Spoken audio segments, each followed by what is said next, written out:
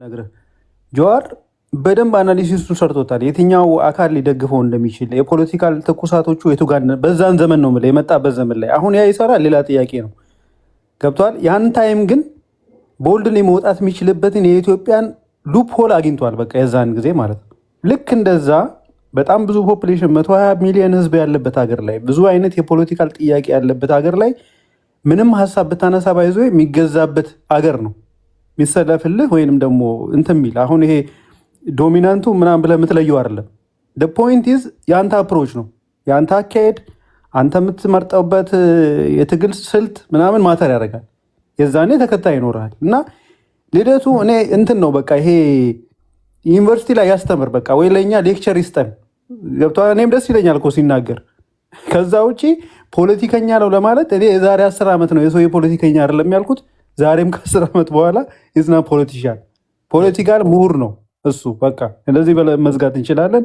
ፖለቲካ ምሁር ነው የምትለው ምሁር ነው። ከዛ ውጭ ግን ኃላፊነት ብትሰጠው ራሱ ያን ኃላፊነት ወስዶ ስልጣን ላይ የሚቀመጥ ሰው አይደለም። ፍላጎትም ያለው አይመስለኝም። እኔ ለምን ምሁሮች ብዙ ጊዜ ዋንቱ ይሄ ምንድነው ቲንክ ታንክ ቡድን ምናምን የሚባል ነገር አለ አይደል? ሀሳብ መስጠት ብቻ መተቸት፣ ክሪቲሳይዝ ማድረግ የሚወድ ሰው አለ። ባይዞ በባህሪው ኃላፊነቱን ስትሰጠው ሂዝናት ኢንተረስትድ። ምክንያቱም መነጽር ውስጥ ሊገባ ነው። ተቺ ሳይሆን ተተቺ ሊሆን ነው ማለት ነው። እሺ ቴንክ ዩ ቴዳይ። እሺ ወንድሜ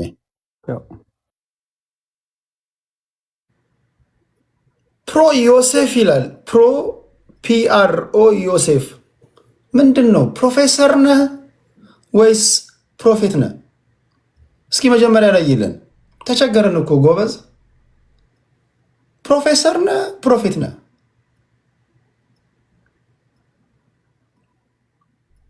ለምንድን ነው ፕሮ የሚለው ታዲያ?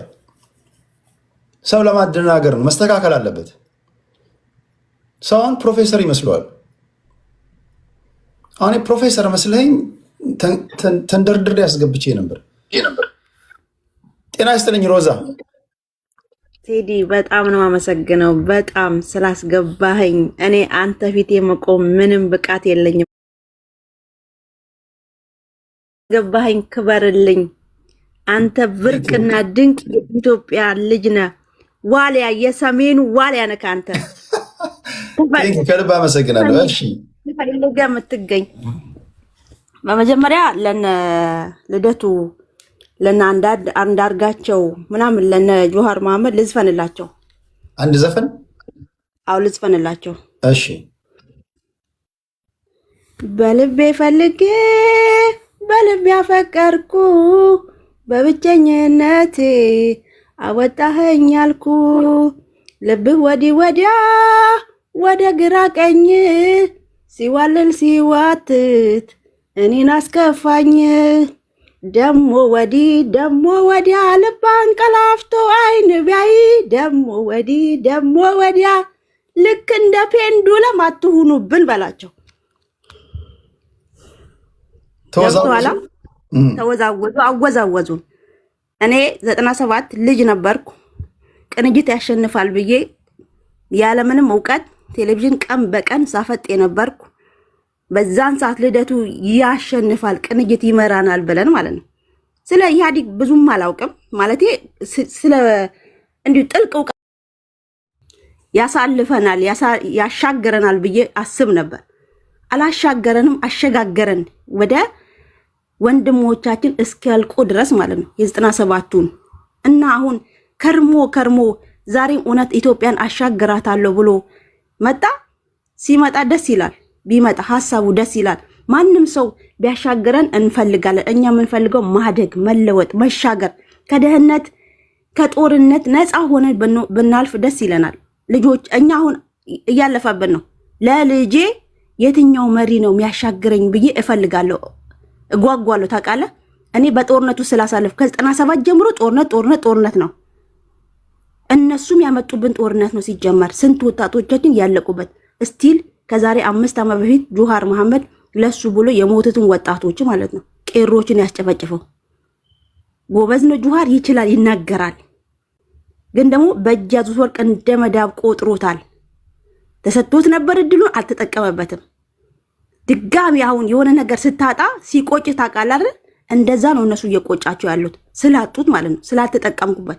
አሁን ቅድም ያለው ልጅ እውነት እድሉን አግኝቶ እነ ልደቱ 4 ኪሎ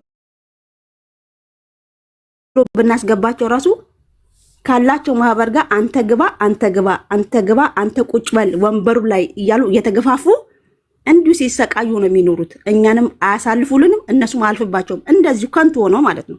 መናገር ስለቻለ እውቀት ስላለው ኢትዮጵያን መራታለሁ የሚል ሀሳብ ካላቸው ከሽፏል። የነሱ ፖለቲካ የከሸፈ ነው።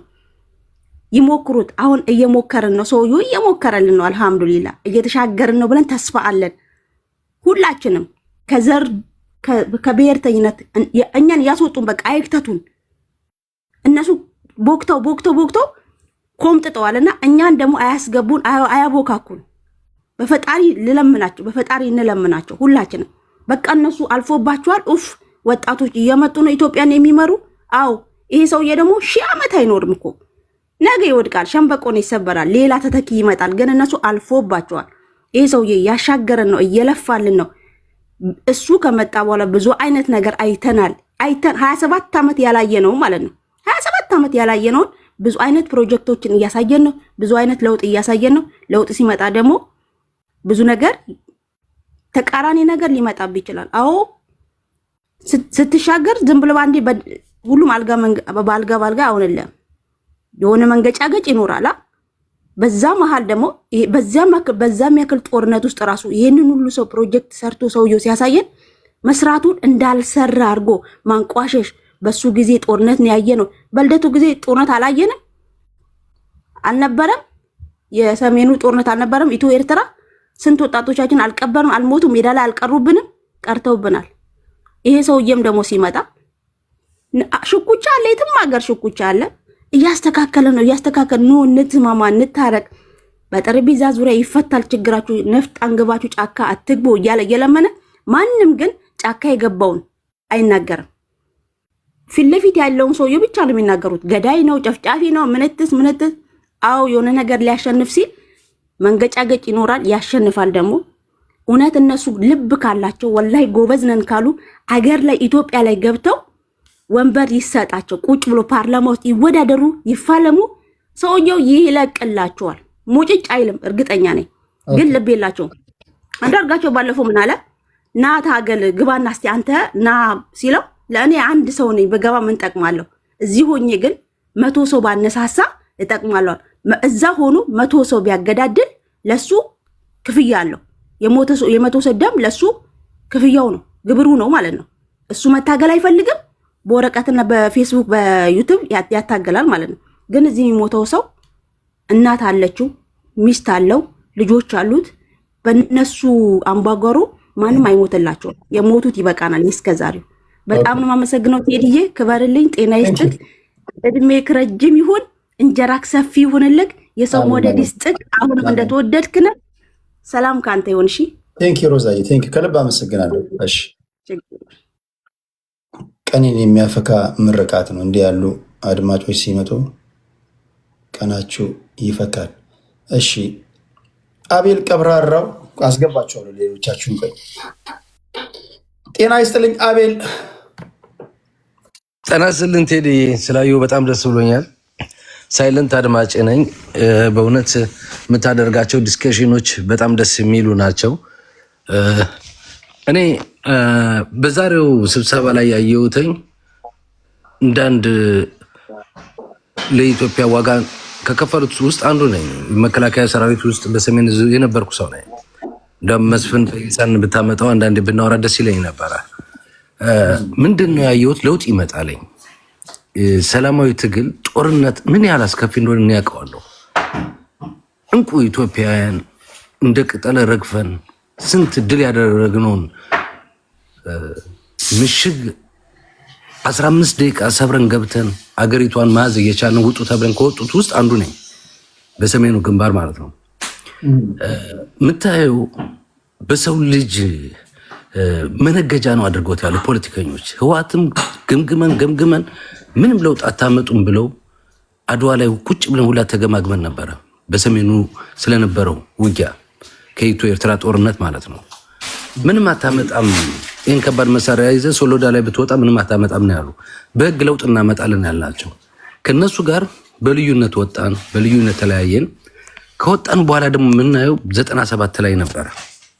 97ም ደግሞ ጋሽ ልደቱ ሀብቶ ጊዮርጊስ ድልድይ ላይ ነበርኩ። አጋጣሚ መከላከያ በክብር ወጥቼ ማለት ነው አልቀጥልም ብዬ የቆሰለ መውጣት ይችላል ስለተባለ በቃ ቆስያለሁ እወጣለሁ። መንግስት ደግሞ አትወጣም ልጅነት ታገለግላለህ ተብዬ ነበር። አልፈልግም ብዬ ነው በመንግስት መምሪያ መሰረት እወጣለሁ። እምቢ ካልክ መሳሪያ እንጂ ወደ ሀገር ይገባለሁ እስኪል ድረስ ማለት ነው። ቁልፍ ቦታ ነው የነበርኩ። የመንግስት ቀኝ እጅ ወይም ቀኝ አይን የሚባልበት ቦታ ላይ ነው የነበርኩኝ።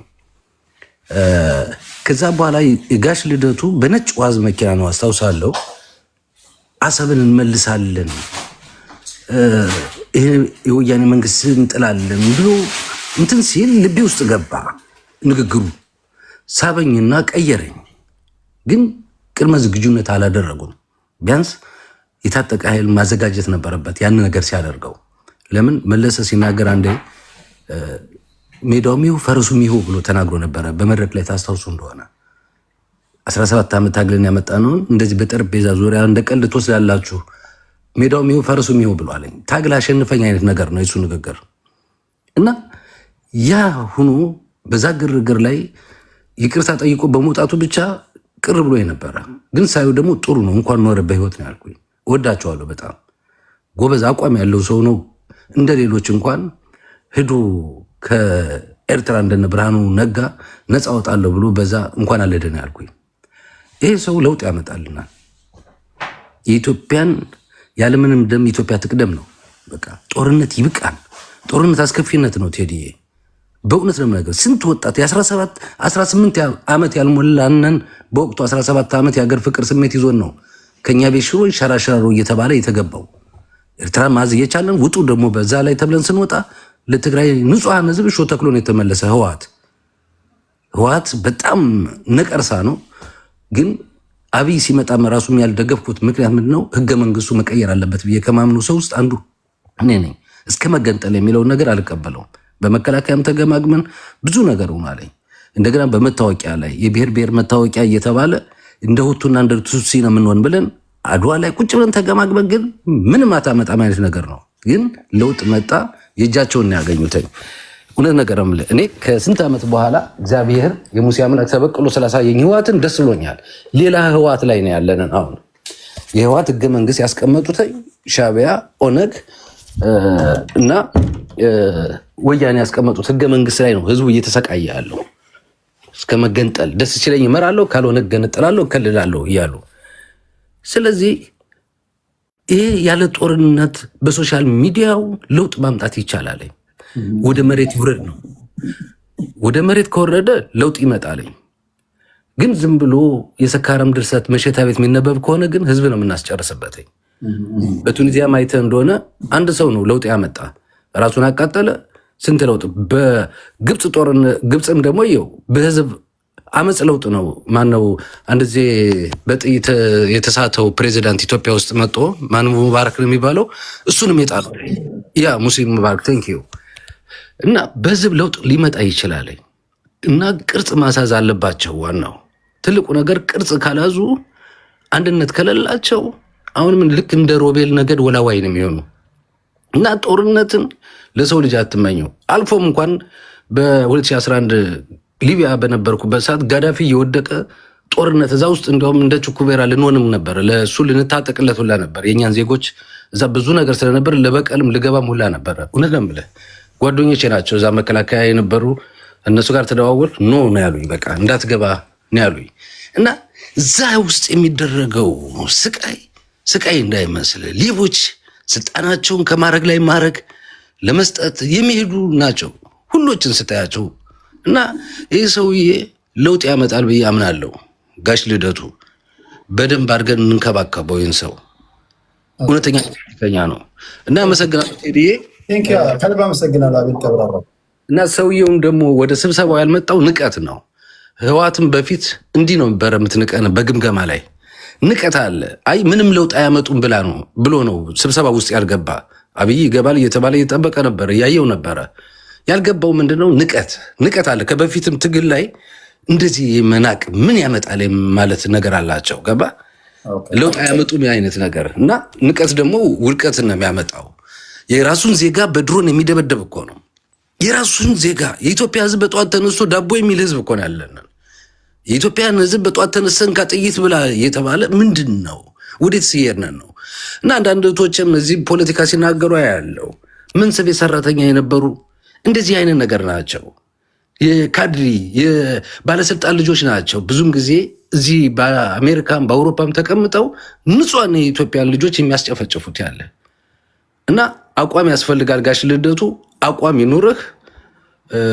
ህዝቡን ልታሸጋገር ትችላለህ፣ ግን አቋም ወሳኝ ነው። መንፈሰ ጠንካራ በአቋምህ የምትቆም መርህ ያለ ከሆንክ ድል ታደርጋለህ ብዬ አምናለሁ። አመሰግናለሁ። እና ለማንኛውም ደግሞ አዲስ ታይምስ የሚባለው ልጅ በጣም አደንቀዋለሁ። ጥሩ ልጅ ነው። በዚህ አጋጣሚ አደምጠዋለሁ። ኢትዮጵያን ማይበት ልጅ ነው ራሱ እና ወደ ዘር በሽታ ውስጥ አትግቡ ብላቸው አንዳንዶችን። አመሰግናለሁ። ከልብ አመሰግናለሁ። እሺ አቤል፣ እሺ ቴንክ ዩ። አዲስ ታይምስ እናደንቃለሁ ብሏል አቤል ቀብራራው። ሌላ አንድ ሰው ዋንጋሪ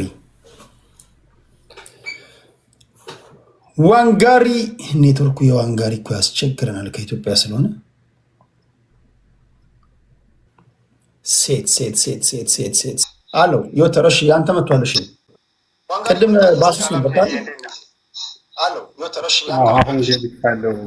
ወይ ዋንጋሪ ይመጣል። እሺ ዮተር ሚት አድርግና ዋንጋሪ እንስማ።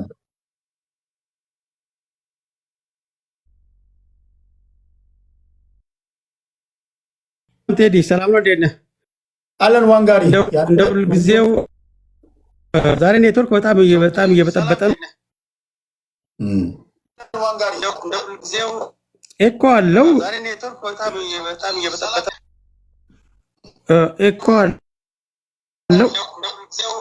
ኤኮ አለው።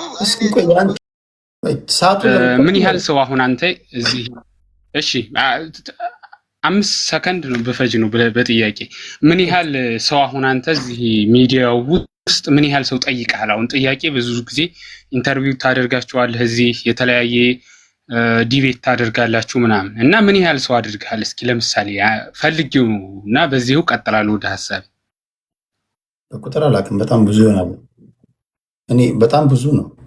ቢያንስ ከ5 ዓመት ከ6 ዓመት ጀምሮ እዚህ ነው ያለነው የተጠያየቅን እያወራን። አይሮን ነው ራፍሊ ንገረኝ ካልክ ራሱ ይከብደኛል። በቃ እንግዲህ ለመናገር የከበደህ ብዙ ያን ያህል ሰው እስኪ መጥቶ አሁን ኢትዮጵያ ከገባችበት ችግር የምናወጣበት መፍትሄ ይሄ ነው ብሎ የነገረ ሰው አለ እስካሁን? ሁሉም አይናገሩም ማለት አይደለም። አንዳንዱ የሚናገሩ አሉ። አንዳንድ ፖለቲከኞች በዚህ የሚሉ አሉ። ግን ብዙ ጊዜ መፍትሄ ላይ ደካሞች ናቸው። እሱ ነው አሁን እኔም መናገር የፈለኩት። አብዛኞቻችን መተቸት፣ ልደቱ እንደዚህ ነው፣ ጀዋር እንደዚህ ነው፣ መተቸት ላይ ነው ሁልጊዜ ትኩረት የምናደርገው ማለት ነው። ግን በቃ ወደድንም ጠላንም ሀገራችን ላይ ችግር ላይ ነች። ሀገራችን ችግር ላይ ነች አይደል? ሀገራችንን ደግሞ ከገባችበት ችግር ልናወጣ የምንችለው ልዩነት ሊኖረን ይችላል። ሁላችንም አንድ አይነት አይደለም። ልዩነታችን አቻችለን መጀመሪያ ችግሮቻችንን የምንፈታበትን ነገር እንፈልግ። እነ ልደቱ እያደረጉ ያሉት እኔ እየታየኝ ያለው ይሄ ነው። መጀመሪያ ችግሮቻችንን የምንፈታበት መንገድ ህዋት በድሎናል፣ እንደዚህ ብሎናል። አሁንም ይኸው አብይ መጣ፣ አብይ በድሎናል፣ እንዲህ ብሎናል። እስኪ ኢትዮጵያ ውስጥ ያልተበደለ ብሔር እስኪ አልተበደልኩም የሚል ብሔር እስኪ አንድ ጥራልኝ እስኪ። ያልተበደለ የለም። ሁሉም ተበድያለሁ ነው። ሁሉም ከበደለ ስለዚህ አልተበደልኩም የሚል ሰው ከሌለ በደዩ ማን? ጥሩ ጥያቄ ነው። ራሳቸው በእኔ ከጠየቀኝ ብሔሮቻችሁን ነፃ እናወጣለን እንደሚሉ ታጋዮች ብሔሩን የሚበድል የለም። በቃ ምንም ጥያቄ የለውም። እኔ አሁን የተወለድኩት አማራ ክልል ነው። እኔ ግን ፋኖ ምናምን በሚለው ነገር አልቀበልም። እኔ ፋኖን አልደግፍም ምናምን ኮዛቸውን አልደግፍም እያልኩ አይደለም። ኮዝ አላቸው። ሁሉም ሰው ታጥቆ ሲወጣ ምክንያት አለው። ግን የኔ ጥያቄ ምንድነው ጦርነት ውስጥ ገብተህ እየተዋጋህ አሁን ዘመነ ካሴ ነገ አብይ ቢወርድ መጥቶ በዲሞክራሲያዊ ምርጫ ነው መሪ የሚመረጠው ሊል ነው አይልህም። ነገ እሱ ነው ስልጣኑን የሚይዘው። እሱ ከያዘው ምኑ ላይ ነው ለውጡ? አሁን ደግሞ አማራ ዘመነ ካሴ መጥቶ ስልጣን ያዘ። ከዛ ደግሞ ኦሮሞውን የተበደልኩ ይላል፣ ትግራዩን የተበደልኩ ይላል። ትክክለኛው መፍትሄ የሽግግር ሐሳብ ይሄ የሽግግር ምንድነው ሳውል በጣል ብቻ የሽግግር ኮሚቴ የሚባለው ተቋቁሞ ሽግግር መንግስት ማንግባባባቸው ነገሮች ለምሳሌ ህገ መንግስት ይቀየር ምናምን ይባላል አይደል? ያን መወሰን የህዝብ ጥያቄ ነው፣ የህዝብ ውሳኔ ነው። ለህዝብ ይቅረብ። ልደቱ አይደለም የሚወስን የኔን ምርጫ ወይ ቴዲ አይደለም አንተ አይደለም የኔን እንትን የምትመርጠው እኔ ነኝ ራሴ መወሰን ያለብኝ አይደለ? አሁን ችግር የሆነው ምንድነው? እዚህ ይመጣል ሚዲያውንም እናንተ ከፍታችኋል፣ ሁሉም ይገባል። እገሌ እንደዚህ ነው፣ አብይ እንደዚህ ነው። ደግሞ ሲጀመር አንድም ነገር ይቅር መባባል ካልቻለ አሁን ለምሳሌ አብይ ተጠያቂ ነው ሰምቲንግ እንላለን አይደል? አሁን አብይ ጥፋቱ ገብቶት ከጥፋቱ እንዴት ነው ወጥቶ እሺ እንነጋገር የሽግግር መንግስት ይፈጠር ምናምን ብሎ እሺ ሊልህ የሚችለው እንዴ ነው? ነገ እኮ ይሄ ሰው ቆይ የብሔር ፖለቲካ አራማጅ ይቅር ከተባባለማ በምን ሊታገል ነው? እሱን እኮ ነው እየነገርኩ ያለሁት። የሚታገሉበት ዋናው እሱን እኮ ነው እያልኩ ያለሁት። የሀገር ጉዳይ አይደለም። አሁን እያጣላቸው ያለው የሀገር ጉዳይ አይደለም። በቃ የጥቅም ጉዳይ ነው እያጣላቸው ያለው። ስለዚህ አሁን መሆን ያለበት እኔ ልደቱን የምደግፈው ለምንድን ነው ካልከኝ ልደቱ የሚያነሳቸው ሐሳቦች ምንም መሬት ላይ ልጥላቸው የምትችላቸው አይደለም። በቃ እኔ ትናንትና ወደ 3 ሰዓት ከምናምን የጠየቀው አንተ ያን አዳምጫዋለሁ፣ ሙሉ አይቼዋለሁ። እኔ ልደቱ የሚለው አሁን ጅዋርን ለምን አካተትክ? ለምን ህዋትን አካተትክ? እንዴ ህዋት ለምንድን ነው የማይካተተው? ህዋትን የሚደግፍ እኮ የትግራይ ሰው አለ እኮ። ስለዚህ ህዋት ራሱን ችሎ ደጋፊ ያለው ነው። ለምን አስገባ ተብሎ ሊወቀስ አይችልም። ምክንያቱም የሚወክለው ህዝብ አለው። ህዝቡ አይወክለኝም ህዋት ይውረድልኝ እስካላለ ድረስ ለምን ህዋት ገባ ልትል አትችልም። እንዴ ይሄ እኮ የኔ መብት ብቻ ለምን አይጠበቅም? ለምን የነሱ ይጠበቃል እኮ ነው። ስትኖር ደግሞ ነገርኩ። በቃ ሀገሪቱ ሰላም እንድትወጣ ከተፈለገ መጀመሪያ ይቅር ተባብለህ ችግርህን መግባት አለብህ። ካለበለዚያ ኢትዮጵያ አሁን ባለችበት መንገድ እምትሄድ ከሆነ አሁን እስኪ ቴዲ አንድ ጥያቄ አሁንም ልጠይቅ፣ ትንሽ ላስወራ። የኤርትራ መገንጠል ስትገነጠል እንዴት ነበር? እስኪ ሂደቱን ታስታውሰዋል?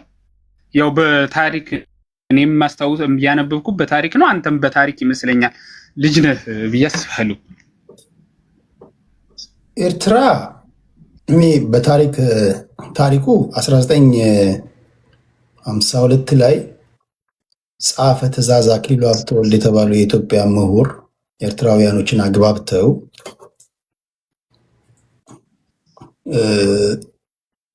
ከኢትዮጵያ ጋር በኮንፌዴሬሽን እንድትዋሃድ አደረጓት። ትልቁ ሚና የተጫወቱት ጸሐፌ ትእዛዝ አክሊሉ ሀብተወልድ ናቸው። የ60ዎቹ ደርግ በጭካኔ ከገደላቸው ሁልጊዜ ስለሳቸው ባሰብኩ ቁጥር በቃ እምባዬን የሚያመጡ ሰው ናቸው።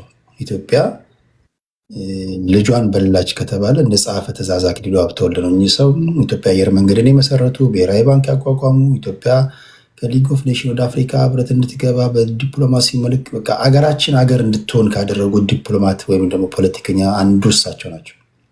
እኚህ ሰው ገለናል። እሳቸው ናቸው በኮንፌዴሬሽን ኤርትራ እንድትዋሃድ ያደረጉት።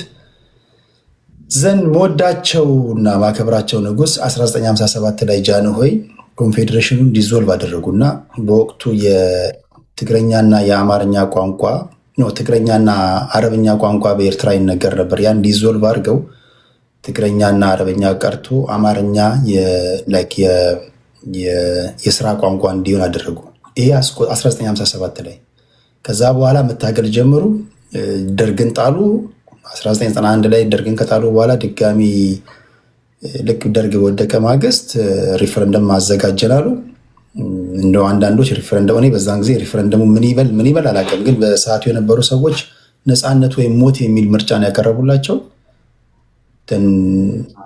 በዛን ጊዜ በሪፈረንደም ወይም በህዝባዊ ውሳኔ ከኢትዮጵያ እንደተገነጠሉ ተነገረን ማለት ነው 92። እንግዲህ አሁን ሂደቱን አሁን ስታዩ አሁን ትግራይ ያለችበትን ሁኔታ ደግሞ መለስ ብለህ ትግራይ አስበንበት ሳይሆን ሳናስበው የኤርትራ መንገድ እየተከፈተ ነው። ኮንፌዴሬሽን ተባለ፣ ሰምቲንግ ተባለ፣ ተገንጠላ ወጣች ኤርትራ። አሁን ደግሞ ትግራይን እኛ እያስተዋል ነው። ሀገሪቱ እየፈረሰ ነው፣ ኢትዮጵያ እየፈረሰ ነው ሲል ልደቱ ሰው ሟርት የሆነ ሃይማኖት ጋር ያገናኘዋል። እኔ በጣም ይገርመኛል። ፖለቲካ ሌላ ነገር ነው። በነገራችን ላይ የሰው ልጅ የምርጫው ውጤት ነው፣ የሐሳቡ ውጤት ነው። ኢየሱስ ክርስቶስ መጥቶ ኢትዮጵያን ከመፍረስ ሊያድናት አይችልም። እኛ የመረጥነው ሀገሪቱ እንድትፈርስ ከፈለግን ሀገሪቱ ትፈርሳለች። ምክንያቱም ሀገሪቱ የሐሳባችን ውጤት ናች። የሆኑ ግለሰቦች ተስማምተው ነው ኢትዮጵያ የምትባለውን ሀገር የመሰረቷት። የነሱ ሐሳብ ውጤት ነች። አሁን ያለችው ኢትዮጵያ የኛ ሐሳብ ውጤት ነች።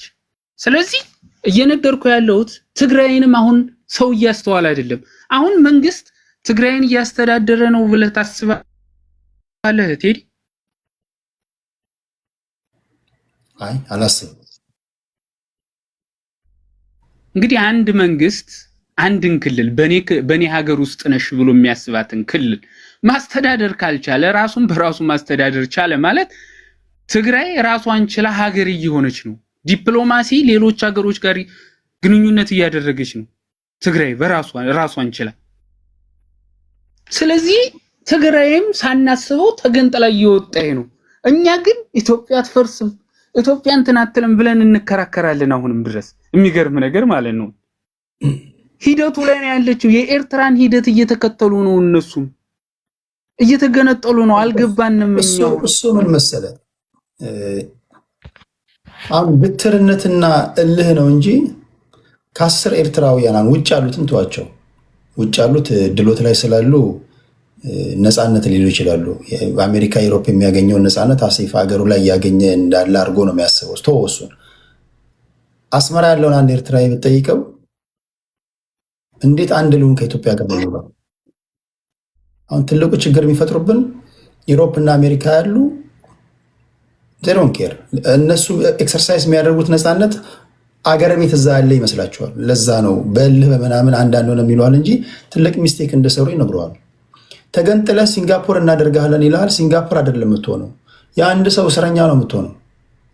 ሲፈልግ ብረት ምጣድ ላይ ይቆራሃል። ሰው ነፃነት ምንድን ነው? እየተሰደድክ የምትወጣ ከሆነ ነፃነት ከሌለ ያ ቃል የተገባልህ ነገር የታለ? አሁን ትግራይ እገነጠላለሁ ስላለ የሚገነጠል ነገር አይደለም። 4-5 ሰዎች እንገነጠላለን ስላሉ ሌላው ሳ በሀገር ጉዳይ ላይ ከኤርትራ የተማረው ሳ ከኤርትራ ሕዝብ የተማረ ትግራዋይ አለ። በመገንጠል ውስጥ ልታታለው ልደልለው የምትችለው አሁንም በትግራይ ጉዳይ ስታወራ ከሀገር ውጭ ያሉትን አይደለም፣ መሬት ላይ ያለውን ትግራዋይ። እኔ የቅርቤ የምላቸው ሰዎች አሉት። ምንድን ነው የሚያወሩት? ቶ የአሜሪካ ዩሮፕ ያለውን ቶ መሬት ላይ ያለው ትግራዋይ ኢትዮጵያ ሰላም ሆናለ ተሯርጦ ሰርቶ ቢበላ የሚጥር ነው። ዛሬ ትግራዋዮች በየቦታው ሰርተው ይበላሉ። ደብረ ጽዮንና አማኑኤል አሰፋ አልተመቻቸው ምን ሀገር ይገነጠላሉ ማለት አይደለም። ከነሱ ባልተናነሰ በሀገር ጉዳይ የማይደራደሩ ሚሊየን ትግራዋዮች አሉ። ኖ ሂስትሪ ማለት ጥቅሙ ምን መሰለ? የኢምፖርታንስ ኦፍ ስተዲ ሂስትሪ የምትማሩት ጀስት ቱ አቮይድ ፓስት ሚስቴክ ነው። ፓስት ሚስቴክ ማለት ትላንትና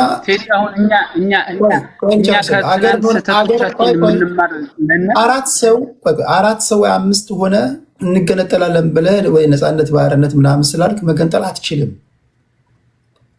አሁን ኤርትራን አይተዋል። ከኤርትራ ምንድን ነው የምትማረው? ኤርትራውያን ለምሳሌ ኤርትራ ለምሳሌ አሁን አንተ ስታት አንተ ልጠይቀ ቀላሉን ጥያቄ ኤርትራውያን አሁን እንደ ሀገር አንድ የሀገር ዜጎች ማግኘት የሚገባቸውን እያገኙ ነው ብለህ ታስባለህ? ነው ዩሮፕ እና አሜሪካ ያለውን ሳይሆን እዛ መሬት ላይ ያለው ነው ብለህ ኤክሰርሳይዝ እያደረጉ ነው። አታስብም። ኔትወርክ የለ፣ ዲሞክራሲ የለ፣ ፓርላመንት የለ፣ የተለያየ ሚዲያ የለ፣ የተቃዋሚ ፓርቲ የለ። ምንድን ነው ላይፍ? የአንድ ሰው እስረኛ ሆነ ምንድን ነው ሀገር? አትሊስት ኢትዮጵያ ብትሆን እኮ ትቃወማለህ፣ ትጮኻለህ፣ የዘርክ ትሰራለት። በነገር ላይ ሰላም በተፈጠረበት ሰዓት ብዙዎቻችሁ ልብ ማትሉት ለብዙ ኤርትራውያን ወገኖቻችን የስራ እድል ተፈጥሮ ነበር። ኢቨን በእግር ኳሳችን ሚሊዮን ብሮች የተከፈላቸው ኢትዮጵያ ቡና፣ ሐዋሳ ከነማ ብዙ ክለቦች የፈረሙ ኤርትራውያን እግር ኳስ ተጫዋቾች ነበሩ። በዛች እንኳን ቅጽበት ሰላም በነበረችበት ቅጽበት ብዙ ንግዶች ተፈጥረው ነበር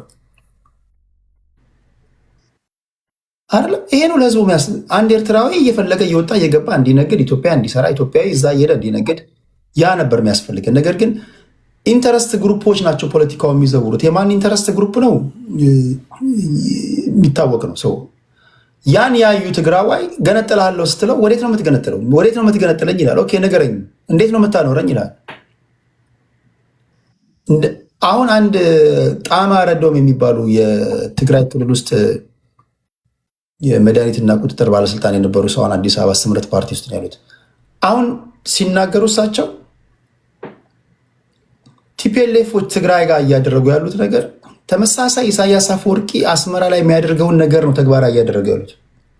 ብትገነጠል የኤርትራ ዕጣ ፈንታ ነው የሚጠብቅ። ይሄን ሁሉም ትግራዋ ያውቋል። ኖ ዩሮፕ ያለው አሜሪካ ያለው አረም ቶ ይሄ እዛ ያለው እያወራ የምናናገራቸውን ጓደኞቻችንን ወገኖቻችንን ነው የምልህ። ስለዚህ አይ ዶንት ቲንክ አይደለም እሱ ባይገርም ክልል እንሆናለን ብለው እንኳን አማላይ ሀሳብ ቀርቦላቸው ሲንጋፖር ትሆናለህ ክልል ከሆንክ በኋላ ችግር ይላቀቃል፣ ታስረሃል ምናምን ተብለው ፖለቲከኞች ሎቢ አድርጓቸው ብዙዎቹ ተጋድለው ክልል መሆን መበልጸግ መስሏቸው ክልል በሆኑ በማግስቱ እንዴት እንመለስ እያሉ ያሉ አሉ። 4 እና 5 ፖለቲከኛ ለራሱ ወድ ሲል አንተን አታለው ቪየትና በፕራይቬት ጀት ሊሄድ ፈልጎ አገር ልሁን ይላል፣ ክልል ሊሆን ይላል። የህዝቡ ኑሮ ግን አይለወጥም። ይሄን ሚስቴክ የሚሰሩ እዛ ላይ እንትን ልበል የወቶር ይጨርስና ወደ አንተ እመጣለሁ። እሺ ዮቶር ቴዲ፣ አሁን አንተ ስታስበው ኢትዮጵያውያን ከታሪክ የምንማር ነን? ከታሪክ ማይማር ህዝብ የለም። ተደጋጋሚ ሚስቴክ ልንሰራ እንችላለን፣ ግን ከታሪክ ኢትዮጵያውያን እንደ መሰለህ አሁን ስለ ኢትዮጵያ ከተካልክበት አሁን ኢትዮጵያን እንደ ሀገር ጠርተህ ላድንህ ካልከው ህዝቡ ይሁንታውን ይሰጣል፣ ሳሩን ቅጠሉም ይነሳልሃል። አታላይ ፖለቲከኞች ናቸው እንጂ ህዝብማ በማንኛውም ሰዓት ፖለቲከኞች ሊያታሉት ሊሸውዱት ይችላሉ። ይሄ ቤትም ሀገር ነው። አሜሪካን ብትሄድ የአሜሪካ ህዝብ እኮ ከታሪክ የሚማር አይደለም። ይኸው በመካከለኛ ምስራቅ ላይ ዘላለሙን ሲሸውድ አይደል ህዝብ የኖረው፣ ሲታለል አይደል የኖረው። ያንተ ጦርነት ነው የተባለ። እኔ ምን አምናለሁ መሰለህ፣ አሁን አንተ በምትለው ልክ እኛ ኢትዮጵያውያን ከታሪክ የምንማር ነን ብዬ እኔ አላምንም። ለምሳሌ ልንገርህ፣ እድሜ ልካችን አሁን የጦርነት ታሪክ ነው ያለን። እገሌ ገሌን አሸንፎ እንደዚህ አድርጎ ነገሰ፣ እንዲህ አድርጎ ስልጣን ያዘ ነው አይደል? ታሪካችንን በሙሉ ማለት ነው። ለምሳሌ መማር ብንችል ኑሮ ደርግን ኢህአዲግ ጥሎ መጣ፣ ኢህአዲግ ስልጣን ያዘ። ከዛ በኋላ ምን አገኘን? አሁንም ሌላ ጭቆና ነው የጠበቀናል። ከዛ ሳይሆን የህዝቡ ችግር ነው። ምን ጥያቄ ያለው? ህዝብ እኮ ነው እየተዋጋ ያለው እኮ። መንግስት እኮ ጠቅላይ ሚኒስተር እኮ ሄዶ አይዋጋልህም እኮ። የሚዋጋው እኮ የህዝብ ችግር እንዴት ይሆናል? ምክንያቱም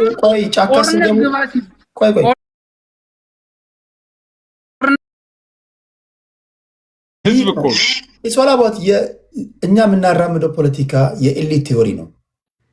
ኤሊቶች ራሳቸውን ኦፒኒየን ሊደር አድርገው የመረጡ ወይም ደግሞ የጎበዝ አለቆች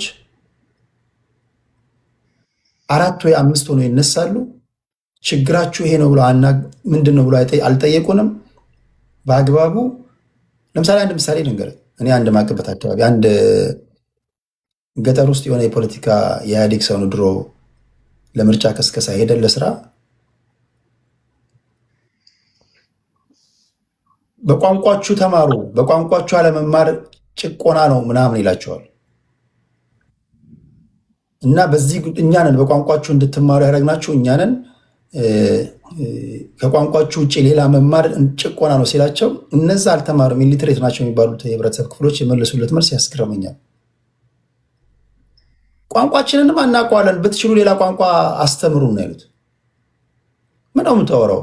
ገበሬ ነኝ እኮ ምርቴን አምርቼ ከሌላው ማህበረሰብ ጋር ቋንቋቸውን ችዬ መሸጥ ፈልጋለሁ። ቋንቋዬን ለማስተማር እኔ ያለው ልጄን አስተምረዋለሁ። እሱ አልጨነቀኝም። ኦልሬዲ ይማረዋለሁ። ብትችሉ ሌላ ቋንቋ አስተምሩ ነው የሚለው ማህበረሰብ። ፖለቲከኞች ግን ሌላ ቋንቋ መማርህ ጭቆና ነው ብሎ ነው ፖለቲካ የሚሰራው። አሲፍ የህዝቡ ችግር እንደሆነ አድርጎ ነው በዚህ ዙሪያ ነው የምንታገለው የሚል ህዝቡ የሚለው ሌላ ነው፣ እነሱ የሚሉት ሌላ የሚሆነው አንዳንድ ጊዜ ለዛ ነው። ስለዚህ የምናራምደው እኛ የህዝቡን ችግር ለመፍታት ሳይሆን የኤሊት ቲዮሪ ነው።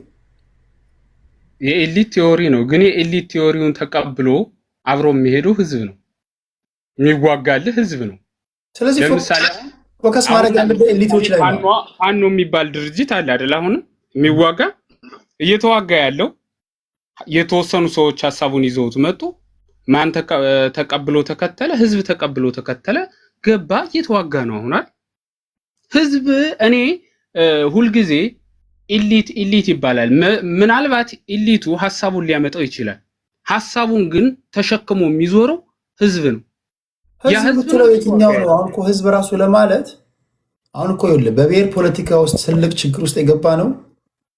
ብቻውን ይመጣና ህዝቡ ይሄን አልፈለገም ይላል። የትኛው ህዝብ? ራሱን እንደ ህዝብ ነው የሚቆጥረው። ህዝቡ አይወድም ይላል። የት ያናገርከውን ህዝብ ነው? የት የጠየቀውን ህዝብ ነው? አክቹዋሊ የህዝቡ ችግር ይሄ ነው ብለህ መጠይቅ በትናሃል? ኢንተርቪው አድርገሃል? ሪሰርች ሰርተሃል? ማንም ዝም ብሎ ከአረቄ ቤት ከጠጅ ቤት ይነሳና ህዝቡ ይሄን አይወድም ይላል። ኖ እንዲህ በሆነ ህዝብ ይላል። አንድ ሆኖ ይመጡና እኛ ይላል። ንግግራችን ራሱ መስተካከል አለበት። መፍትሄው ምን መሰለው ወንድሜ? መፍትሄው የኢትዮጵያን ፓርላሜንታዊ ስርዓት ወደ ፕሬዚዳንታዊ ስርዓት መቀየርና ፖለቲካችንን ወደ ሀሳብ ፖለቲካ ማምጣት ነው። የዛን ጊዜ ከሁለተኛ ክፍል ያቋረጠው ብሔር ፖለቲካ ውስጥ የገባ በሙሉ ሲንጠባጠብ ታያለ። ፖለቲካ እውቀት ያላቸው ሰዎች የሚተነትኑት የሚጫወቱት መሆን አለበት። ሀሳብ ነው መሆን ያለበት ፖለቲካ። ሀሳብ ማለት የኢኮኖሚ ፖሊሲ፣ የትምህርት ፖሊሲ፣ የውጭ ጉዳይ ፖሊሲ፣ እንዴት ያለ አስተዳደራዊ ስርዓት ነው ኢንስቶል የምታደርገው። በዚህ ላይ ነው ማውራት ያለብን። አንተ ቅይጥ ኢኮኖሚ ነው የምታራምደው? የእዝ ኢኮኖሚ ነው? ነፃ ማርኬት ነው? መለየት አለበት። ኢኮኖሚ ፖሊሲ ምንድን ነው? አሁን ፖሊሲ ነው እንዴ እኛ የምናወራው? ፖሊሲ እኮ አይደለም። አንዱ ይመጣል እዚህ ጋር የዞረበት እኛ እያለ ያወራኛል። ስታየው አንድ ነው። ህዝቡ ይሄን አይፈልግም ይለኛል። ምንድን ነው? ተናይተናል፣ ተቋይተናል። እሺ ምንድን ነው የምትፈልገው? የሺህ ዓመት በደል አለብን፣ ቂም በቀል አለብን። ይሄ ፖለቲካ አይደለም። አማራ የሚባል ፖለቲካ የለም። አማራ የተከበረ ህዝብ ነው። ኦሮሞ የሚባል ፖለቲካ የለም። ኦሮሞ የተከበረ ህዝብ ነው። ትግራይ የሚባል ፖለቲካ የለም። እኛ ጋር አሁን ችግር የሆነብን ህዝቡን ብሔሮችን ፍሬ ማበጀተ ፖለቲካ ነው ብለ ኦሮሞ፣ አማራ፣ ስልጤ እያለን እናወራለን። እንደዛ ደግሞ ከሆነ ልንሸናነፍ ወይም ልንተማመን አንችልም። ቢኮዝ አማራ ብለህ መተህ ኦሮሞ ሊያምንልህ አይችልም። ቢኮዝ አንተን ማመን አንተን መቀበል የህዝቡ ሽንፈት እንደሆነ ነው የሚያስቡት። ስለዚህ ፖለቲካችንን ወደ ሀሳብ ፖለቲካ ማምጣት ነው መፍትሄው። እንዳንገዳደልም ከዚህ አዘቅትም እንድንወጣ የሚያደርገን ምሁራኖች መምጣት አለባቸው። ግን አሁን እኔ ዛሬ የነበረውን እንትን አይተዋላል። ወደ ዋናው ነጥቡ ስንመለስ ዋናው የነበረው ዛሬ ያው የህዝብ ትዕይንተ ህዝብ ነበራል። መልእክቱ አዘጋጁ እሺ፣ ሰዓት ተጠቀምና ወደ ሌሎች እንሄዳለን። እሺ፣ በሱ ጉዳይ ላይ ሀሳብ ወደ አንድ እንምጣት ነው ዋናው ሀሳቡ። ወደ አንድ መተን ሽግግር ይምጣ ነው ዋናው ሀሳቡ። በቃ እኔ መፍትሄውና ትክክለኛው ሀሳብ ሽግግር ይምጣና ሁሉም ተነጋግሮ በደልኩም በዳይም ተበዳይም የሚባለው ተቀምጦ ህዝብ ይወደዋል አይወደውም እያልን ቅድም ሲሉን አልነበረ? ህዝቡ ይሄን ነው የሚወደው፣ ህዝቡ ነው ይሄ አይወድም ይባላል እየተባለ ነበር አይደል? ያለ ህዝብ ይቅረብ፣ ህዝቡ የሚፈልገውን ይቀበል። የመገንጠል መብት ይኑር አይኑር ብሎ አንድ ፖለቲከኛ መከራከር አይጠበቅበትም። ህዝቡ ከፈለገ ያስቀጥላል ያን ህገ መንግስት፣ ይሄን ፈልገዋል ይላል። ካልፈለገ ደግሞ አልፈልግም ይላል። ህዝቡ በራሱ በቃ ይሄ ህዝብ ነው የሚያስተዳድሩት፣ ህዝቡ ነው መወሰን ያለበት። ትክክለኛ ሐሳብ ነው። መጀመሪያ ልዩነታችን እንፍታ ነው። አመሰግናለሁ። ሌላ ጊዜ ይገባሉ። ብዙ ወርቅነህ ገበየሁ፣ ግርማሜ ነዋይ፣ መንግስቱ ነዋይ ሆነው ጃንሆይ ወደ ብራዚል ሲሄዱ መፈንቅለ መንግስት ያስቡና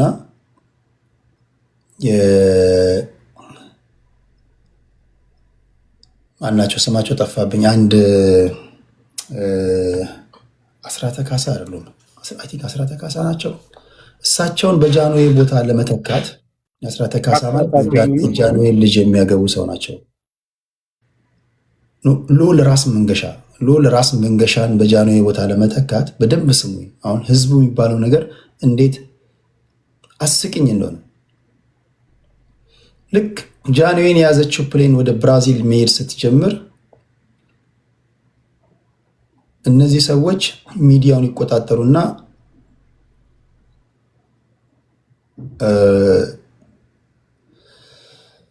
ማናቸው ቅድም ያልኳቸው የሰውዬ አስራተ ካሳ አይደሉም፣ ልዑል ማናቸው ያልኳቸው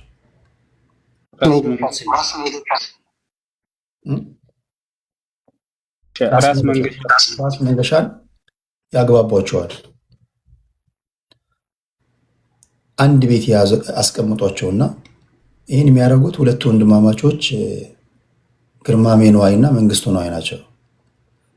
በሚዲያ ላይ ጃንሆይ በገዛ ፈቃዳቸው ከስልጣን ለቀዋል ብለው በቃ ለሁሉም ተናግረዋል። ህዝቡ ተረብሿል። ራስ መንገሻን ያስቀምጡና ስማቸው እሳቸው ካልሆኑ ሌላ ሰው ከሆኑ ታርሙኛላችሁ። ራስ መንገሻን ያስቀምጡና ይወሎት እንግዲህ እግዚአብሔር ያሳያችሁ። ይሄ የዚህ ኩዴታ አውጠንጣኞች ግርማሜ ነዋይ፣ መንግስቱ ነዋይ እና የክብር ዘበኛው አለቃ ወርቅነህ ገበየሁ ናቸው። ራስ መንገሻ ጋር ሄዱና አንድ ኦፊስ ውስጥ ያስቀምጧቸውና ህዝቡ በጃንሆይ ቦታ እርስዎ እንዲቀመጡ ፈልጓል ይላቸዋል። ይህን ሲሰሙ እሳቸው ህዝቡ ከፈለገማ እኔ ምን ገዶኝ ይላሉ። ስለዚህ ጃንሆይ ሲሄዱ መፈንቅለ መንግስቱን እንደጨረሱ ይስማሙና ራስ መንገሻን ከሸኙ በኋላ ግርማሜ ነዋይ እና መንግስቱ ነዋይ እዛው በተቀመጡበት እንዲሁም ወርቅነህ ገበየሁ ይሳሳቃሉ። አይገርምም? አሁን እኛ ህዝቡን አልጠየቅን፣ ጃንሆይን እናንሳ ብለን መጠይቅ አልበተንን፣ ህዝቡ ፍቃድ አልሰጠን። እንደው ያማከርን ይመስል ህዝቡ ጃንሆይን አልወደደም፣ የወደደው እርሶን ነው እናስቀምጥ ስንል አይገርምም ብሎ ተሳሳቁ። እንዲህ ነው ፖለቲካ ማለት። አራት የጦዙ የሆኑ አረቄ ቤት ይቀመጣሉ፣ ህዝቡ ብሎ ይነሳሉ። የትኛውን ህዝብ ነው ያናገርከው? አንተ የምትታገለው ትግል የህዝቡ ትክክለኛ ችግር ነው ወይስ አንዳንዱ እኮ የራሱን ችግር ነው የህዝብ አድርጎ የሚያቀርብልን? ታትስዋይ እሱ ሲበላ ህዝቡን ረስቶ ጥያቄ ተመልሷል የሚል ሁላችሁም እኔም ሁላችሁም ብቶ ታግለን ለመታገል እንዲያመች ህዝቡ ትላለ። ህዝቡ ማለት የተለመደ ነው፣ ግን የህዝቡ ጥያቄ ነው ወይ? ለዛ ነው የነሱ ምቾት ሲጓደል የህዝቡ ምቾት እንደተጓደል አድርገው የሚነግሩን።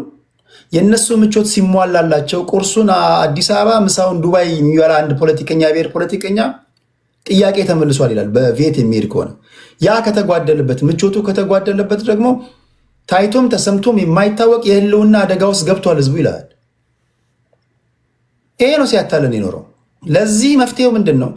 ፖለቲካችንን ብሔርን ሰፍተ ፍሬም አበጅተ ፖለቲካ የምትሰራውን ነገር ታቆምና ፖለቲካ አይዲዮሎጂ ነው መሆን ያለበት። አሁን የብሔር ፖለቲካ ውስጥ ለመግባት ይኸውልህ እዚህ ጋር የማታ ከሁለተኛ ክፍል ያቋረጠው ልጅ ይገባል፣ ኦፒኒየን ሊደር ይሆናል። ምን ይከለክለዋል? እስኪ ንገረኝ። ለምሳሌ አማራ ብሔርተኝነቱ ስለመግባት የትኛው ሰርተፊኬት፣ የትኛው ዲግሪ፣ የትኛው ምጡቅ አእምሮ ይጠይቃል? ኦሮሞ ፖለቲካው ስለመግባት፣ ስልጤ፣ ሲዳማ፣ ትግራይ ፖለቲካው ስለመግባት ኢትስ ኦል አባውት ችግርን ቆንጆ አድርጎ የመናገር ነው። የምትሳደብም ከሆነ የተሳደብክ አንተ ጎበዝ ታጋይ ነው። የዛን ጊዜ ታስዋይ ገልብጠው መጽሐፍ የሚያነቡ ልጆች ትግልን የሚመሩት ፖለቲካ እውቀት ያላቸው ሰዎች ፖለቲካ ሀሳብ ነው። በሀሳብ ዙሪያ ነው መፋጨት የነበረብን ሲሆን የህዝብን ችግር እንዴት ትፈታለህ? የስራ አጥ ቁጥር እንዴት ትቀንሳለህ? ስልጣን ላይ ብትወጣ የውጭ ጉዳይ ፖሊሲ ምንድን ነው? ኢኮኖሚ ፖሊሲ ምንድን ነው? ይሄ እውቀት ይጠይቃል። ኢኮኖሚስቶችን ይጠይቃል፣ ፖለቲካ ሳይንቲስቶችን ይጠይቃል፣ ኤክስፐርቶችን ይጠይቃል። ደን ከሁለተኛ ክፍል ከሶስተኛ ክፍል ያቋረጥክ በሙሉ ጠና ስጥልኝ ነጋቲቭ ብላ ትወጣለህ ከፖለቲካ። ያ እንዳይሆን ስለሚፈልጉ ነው። ልክ እንደዚህ አይነት ነገር ሲመጣ ስድብ ምናምን እኛ በማነታችን እንዲህ የሆንን የሚያሸማቁህ ማለት ነው። ስለሚንሳፈፉ ስለሚያውቁት ነው። እንዳንገደል ፖለቲካችንን ወደ ሀሳብ ፖለቲካ ማምጣት ብቻ ነው መፍትሄው። ፖለቲካ ውስጥ ለመግባት እንደ ኦሮሞ እንደ አማራ እንደ ስልጤ ሳይሆን አንድ የኦሮሞ ልጅ ኦሮሞ ሆኖ የአማራ ልጅ ሆኖ ትግራይ ሆኖ በሀሳብ ከተስማሙ አንድ ፓርቲ መመስረት አለባቸው። እኛም ሀሳባቸውን አይተን ከሀሳባቸው ጋር ተስማምቶን ነው እንጂ ከነሱ ጋር መሰለፍ ያለብን። እንደ እድር ብሔራችን ወይም ደግሞ የሰፈራችን ሰው ያለበትን አይተን አይደለም ፖለቲካ ውስጥ ምንገባው። እኛ የምናራምደው የድንጋይ ዘመን እንኳን ያልተደረገ ፖለቲካ ነው እና ከዚህ ካልወጣን አስቸጋሪ ነው። መፍትሄ ብቻ ነው ይመስለኝ።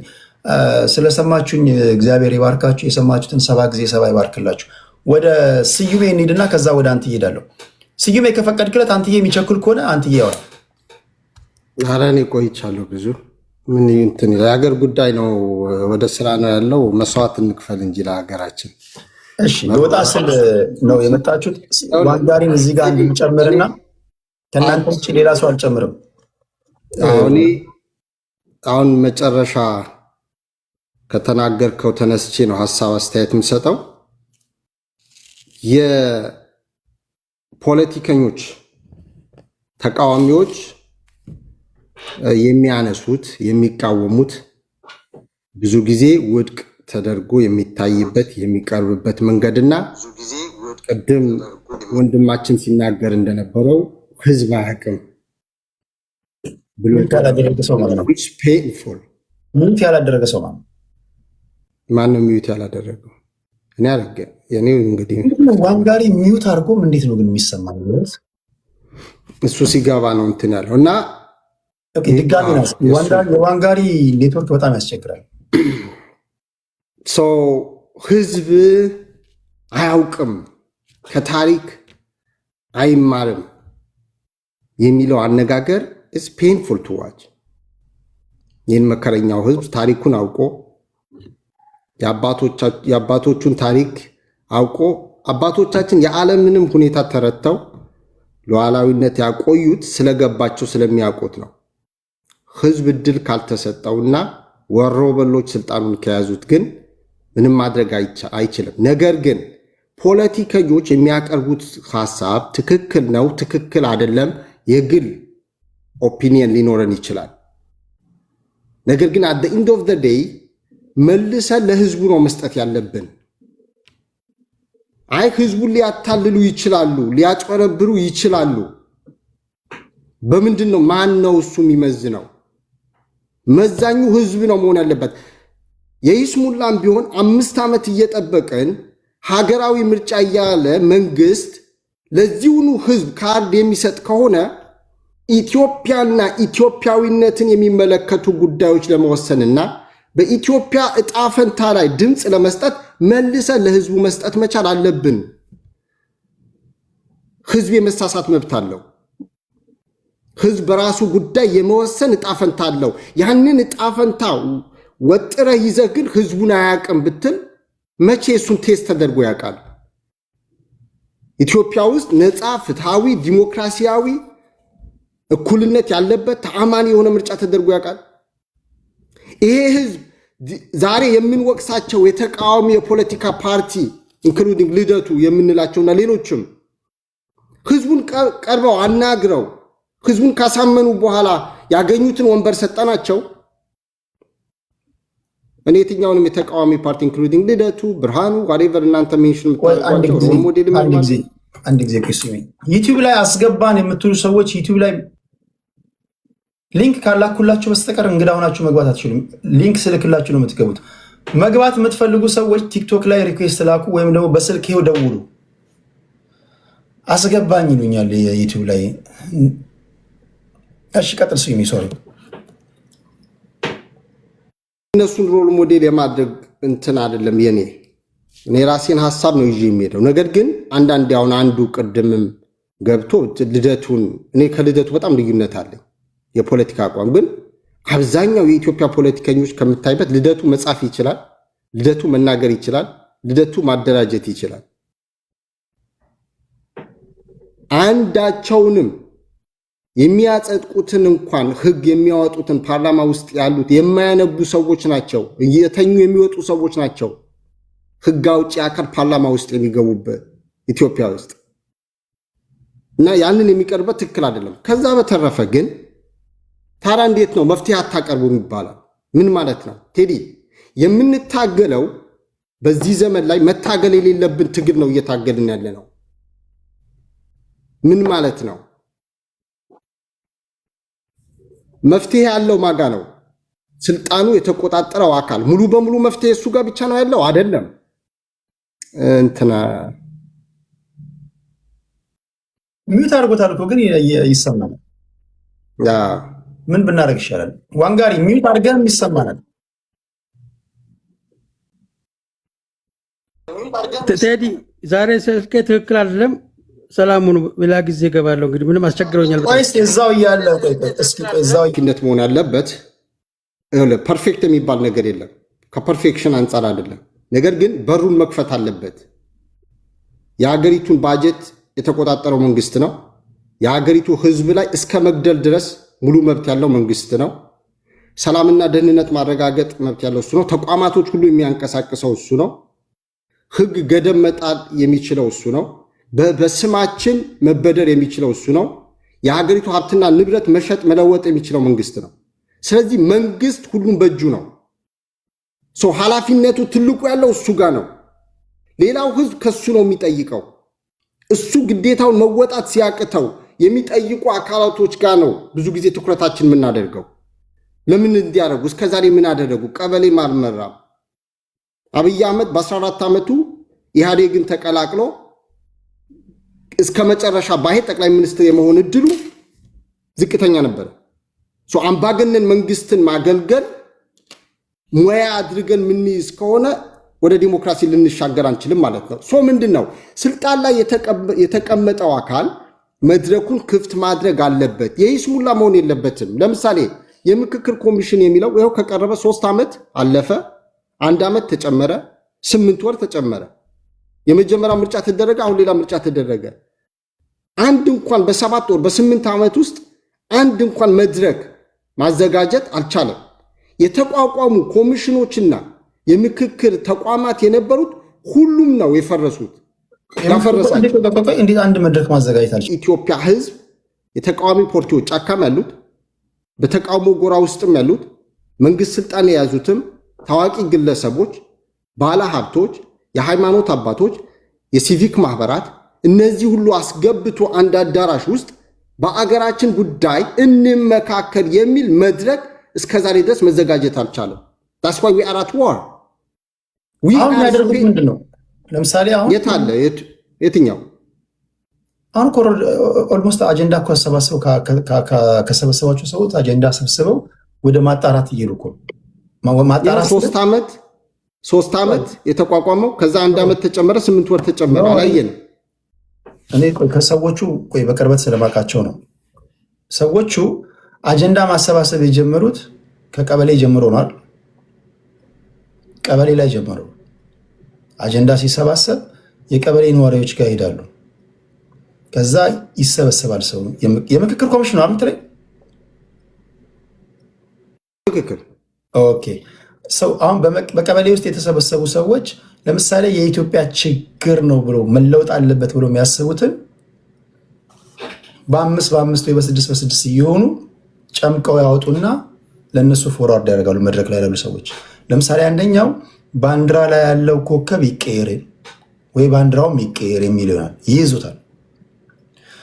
ፓርላመንታዊ ስርዓት ወደ ፕሬዝዳንታዊ ስርዓት ይቀየር የሚል ሊሆን ይችላል። ድጋሚ እንዋቀር የሚል ሊሆን ይችላል። ብቻ ኢትዮጵያ ውስጥ እንደ ችግር የሆኑብንን ነገሮች በሙሉ ጨምቀው ከቀበሌ ጀምሮ ዞን፣ ወረዳ፣ ዞን፣ ክልል ከዛ በፌዴራል ደረጃ ከዛ ከሀገር ውጭም ወጥተው አጀንዳ ሰብስበዋል። መጨረሻ ላይ ምንድን ነው የሚያደርጉት? የሰበሰቧቸውን አጀንዳዎች በሙሉ ይጨምቁና ጨምቀው ተመሳሳዮችን አንድ ላይ ያደርጉና ማክሲመም የኢትዮጵያ ሕዝብ ችግር በዛ ብትለው እንደው በጣም ብዙ ነው ብትል ከ20 ከ30 አይበልጥም። ስለዚህ 30ው ላይ ሪፖርት ያቀርባሉ። እነዚህ ናቸው ለሚመለከተው አካል ሪፖርት ያደርጋሉ። ባንዲራ ቢቀይር ከሆነ ሪፈረንደም የሚዘጋጅበት ነገር ከሆነ የምትስማማበትን ነገር ላይ ተቀይራል። የማትስማማበት ጉዳይ ላይ ደግሞ ሪፈረንደም ይዘጋጃል። ለምሳሌ አጨቃጫቂ ጉዳይ ከነዚህ መካከል አንዱ ምንድን ነው? ይሄ የባንዲራ ጉዳይ ህገ መንግስቱ ይቀየር አንቀጽ 39 የሚሉ አሉ። በብሔር ስም የተዋቀሩ ክልሎች አሉ። ይህን እኮ እያደረጉ ነው። ኦልሞስት 1 ዓመት ነው ኤክስቴንሽን የተሰጣቸው፣ እየጨረሱ ነው። እሺ፣ አመሰግናለሁ ቴዲ። አንተ የምትለየ ያልከኝን ገብቶኛል። ቅድም ያቀረብኩትም መጀመሪያ 3 ዓመት ተቋቋሙ በአዋጅ ከዛ 1 ዓመት ተጨመረላቸው ከዛ 8 ወር በአጠቃላይ ግን እስካሁን ድረስ ሁሉም መድረኩ ያልኩትን ጠቅላላ አድርጌ ነበር ያስቀመጥኩት። እስካሁን አላየንም። አንተ እየነገርከኝ ያለኸው እየሰሩ ነው የሚል ነው። የአትሚስ ፕሮሰሱ ነው። ትልቁ ደግሞ የሚነሳው እኔ አትሊስት አላዘጋጁም አልኩ እንጂ ሂደቱ ራሱ የተበላሸ ነው። ሰዎቹ የተቀመጡበት የተመረጡበት መንገድ በራሱ የተበላሸ ነው። ነምበር 1 ነምበር 2 ኢቭን አሁን ጥያቄ ያቀረቡ የሚባሉ ሰዎች በተለያየ አካባቢ የተመረጡ ሰዎች የራሳቸው ሰዎች ናቸው። እኔ ተወልጄ ያደግኩበት አካባቢና የጉራጌን ማህበረሰብ እንደ ኤግዛምፕል ላነሳልህ እችላለሁ። ባልና ሚስት ነው የገቡት ኩችስ ብልጽግናዎች ናቸው። አሁን እኮ እሱ ነው እኮ ስዩሜ፣ ቆይ ምን ይደረግ አሁን? ቆይ ልነግርህ ነው። አሁን ቆይ ምን ይደረግ? ቆይ ለምሳሌ ጠቅላይ ሚኒስትሩ እንዲህ ያስበናል። ቆይ እስኪ ስለ ህሊናችሁ ብላችሁ ፍረዱ። እኔ የማናችሁንም ሀቅ እንትን ማለት አልፈልግም። ሀሳብ አዋጡ ሲባል ገና ከጅምሩ አይሆንም ብለን ድንጋይ ከወረወርን ከተቃወመን አይደለም እንዴ? የፖለቲካ ፓርቲው የተቃወሙት በጠቅላይ ሚኒስትሩ እንትን መሪነት አይሆን ሲባል ቢያንስ ለመቃወም እንኳን አዳራሽ ውስጥ መገኘት የለብን ወይ? የለብም ለመቃወም እሱ ለመቃወም ራሱ መገኘት የለብም አዳራሽ ላይ አላስገቡም፣ ከልክለዋል ነው እያልኩ ያለው ቴዲ። መሬት ላይ ያለው ይኸውልህ ቴዲ፣ ይኸውልህ ትልቁ ችግር የሆነው በህዝብ ስም ስልጣን የያዙ ሰዎች አላስገቡም የምትላቸው ማለት ነው ቴዲ። የምክክር ኮሚሽን የሚባለው ለምሳሌ አንድ ዞን ሄዶ የሚያወያይ ከሆነ አስቀድሞ ሰዎች እንዲመርጡ ለካድሬዎች ይሰጣቸዋል። ካድሬዎቹ ደግሞ ከተለያየ ቀበሌ የተውጣጣ ብለው የሚያቀርቡት ስም ነው። ሊሚትድ ሰው ነው የሚያስገቡት። እኔ እነ ፕሮፌሰር መስፍን አርአያ ዋናዎቹ እኔ በቻልኩት በአቅሜ አግዣቸዋለሁ። እኔ ማቀውን ነገር ነው የምትነግረኝ። እኔ የተሰበሰብኩበት መድረክ ላይ የምክክር ኮሚሽን ሰዎች መጡ፣ ተቃዋሚዎች ወጡ። የሚቃወሙት በሙሉ ግቡና ይሄንን ተቃውሞ አጀንዳ አስይዙ ተባሉ። አንገባም አለ። እሺ ምን ትላለህ? ይሄ የምትቃወመውን ባንዲራ ያስከውን ግባና ችግርህ ምንድን ነው? ኢትዮጵያ ውስጥ እንዲፈታ ለምትፈልገው ችግርህ ምንድን ነው? ኦኬ ባንዲራው መቀየር አለበት። እሱንም አስይዝ አጀንዳ አይፈልግም። እኔ እንግዲህ በአይኔ ያየሁትን ነው የምነግርህ። ምንድን ነው የምትለው? እንደዛም ሆኖ ይግቡ ተብሎ ሀሳባቸው ይደመጥ ተብሎ እኔ ባለሁበት መድረክ ላይ ገብተው ይጮኻሉ። እሱን ደግሞ እነ ጀዋር ያደረጉትን አይተሃል። የምክክር ኮሚሽን ሰዎች ተበጠበጠ ስብሰባቸው ብለው ፖስት አድርገውታል። እኔ ባለሁበት መድረክ ላይ ተበተነ። እንዴ ኢትዮጵያ ውስጥ እንዲቀየር ይቀየርም አይቀየርም ስዩሜ፣ ኢትዮጵያ ውስጥ እንዲቀየር የምትፈልገውን ማነቆ የሆነብንን ችግር የሆነብንን ነገር ጽፈ ስጠን ከተባለ ጽፈ አሰጥም ጽፌ አልሰጥም። እሺ ምንድን ነው? ድንጋይ ያወረውራለሁ ወይም ደግሞ እጮሃለሁ፣ እቃወማለሁ። ፌር ነው? ኦኬ ይሄ ነው የሆነው። ኖ ቴዲ፣ የአንድ ሪሶርስ እኔ እንደ አንድ ሀገሩንም ህዝቡንም እንደሚወድ ሰውና አስተዋጽኦ ማድረግ እችላለሁ ብዬ የማምን ሰው ትክክለኛ ሂደት መካሄድ አለበት። ምክንያቱም የሚወጣው እያንዳንዱ ሪሶርስ ማተር ያደርጋል። ከፍተኛ የሆነ ገንዘብ ነው አሁንም እየወጣ ያለው። የሆነ ህዝብ ሰብስበህ አዳራሹ ስታስገባ ስራ አስፈትተህ ጭምር ነው። የምር አሁን ዝም ብሎ ፕሪንሲፕል እንዲህ እስካሉ ድረስ ለምን አንስታ who are these people in the first place? ማን ነው የሾማቸው? ሂደቱ አልኩ እኮ ሂደቱ መጀመሪያውኑ ከተበላሸ በኋላ አይ እኛን ሰብስባችሁ እስከዛሬ ድረስ እነሱ የሾሙልን ሰዎች እኮ ስንቀበል ኖረናል። መፍትሄ አልመጣም። ሊመጣ ሰዎች ስዩሜ ሰዎቹ አሁን ለምሳሌ ፕሮፌሰር መስፍን አራያ አላም ነው ዶክተር አምባያ ወጋቶ አላምናቸውም። ለምንድን ነው ማምናቸው? ቢካዝ ክሬዲንሻል ይኸውልህ ለሙያቸው እሺ አሁን ቆይ እኔ እኮ አንደርስታንድ ኦኬ አለማመን እኮ አንድ ነገር ነው ስዩሜ። አሁን እኮ እኛ ውስጥ እኮ ችግር የሆነብን አለማመንን ራሱ በመፍትሄ ነው እኮ በመተካት ነው። ይውደም ከማለት ኦኬ ኦፕሽንህ ምንድን ነው? ኦፕሽኔ መፍትሄ ቴዲ መፍትሄ ማለት እኮ የከለከለው መንግስት ነው። ለምሳሌ ኢትዮጵያ ውስጥ አንተ እኮ አሁን መፍትሄ ትለኛለህ። ጋዜጠኛ የሚታሰርበት ሀገር፣ የሰብአዊ መብት ተሟጋቾች የሚታሰሩበት፣ የተቃዋሚ ፓርቲና አባላት የሚታሰሩበት ሀገር መፍትሄ አምጣ። መፍትሄማ አምጪዎች እያሰርክ ነው። መፍትሄ የምክክር ኮሚሽኑ ከእሱ ጋር አይገናኝማ። ከእሱ ጋር አይገናኝም። እሱ እየነገርኩ ያለው መፍትሄ የሚያመጣው ማን ነው? ሰው እኮ ነው። ተናጋሪውና ሀሳብ የሚሰጠውን ሁሉ እያሰርክ የሚሰጠው ሁሉም እያሳደግ ሁሉም በሩን እየዘጋ ከዛ መፍትሄ አምጣ። መፍትሄ ላምጣ እስቲ አገሪቷ ክፍት ትሁን እያልኩ ነው መድረኩን። ትረስት ሚ ኤግዚስት አያደርጉም። ፕሮፌሰር መራራ ጉዲና ኢህአዴግ ቆይ ስልጣን ላይ እያለ ስፔሲፊካሊ በዚህ ጉዳይ እናወራ ስዩም። እንዴት መሰለህ? ኦኬ ለዛ ነው ማመጣት። አሁን በዚህ ጉዳይ እናወራና ቆይ በዚህ ጉዳይ እናወራ ስዩም። አንተን እንደ አንድ የህግ ሰው እንደ አንድ ፖለቲከኛ ልጠይቅህ።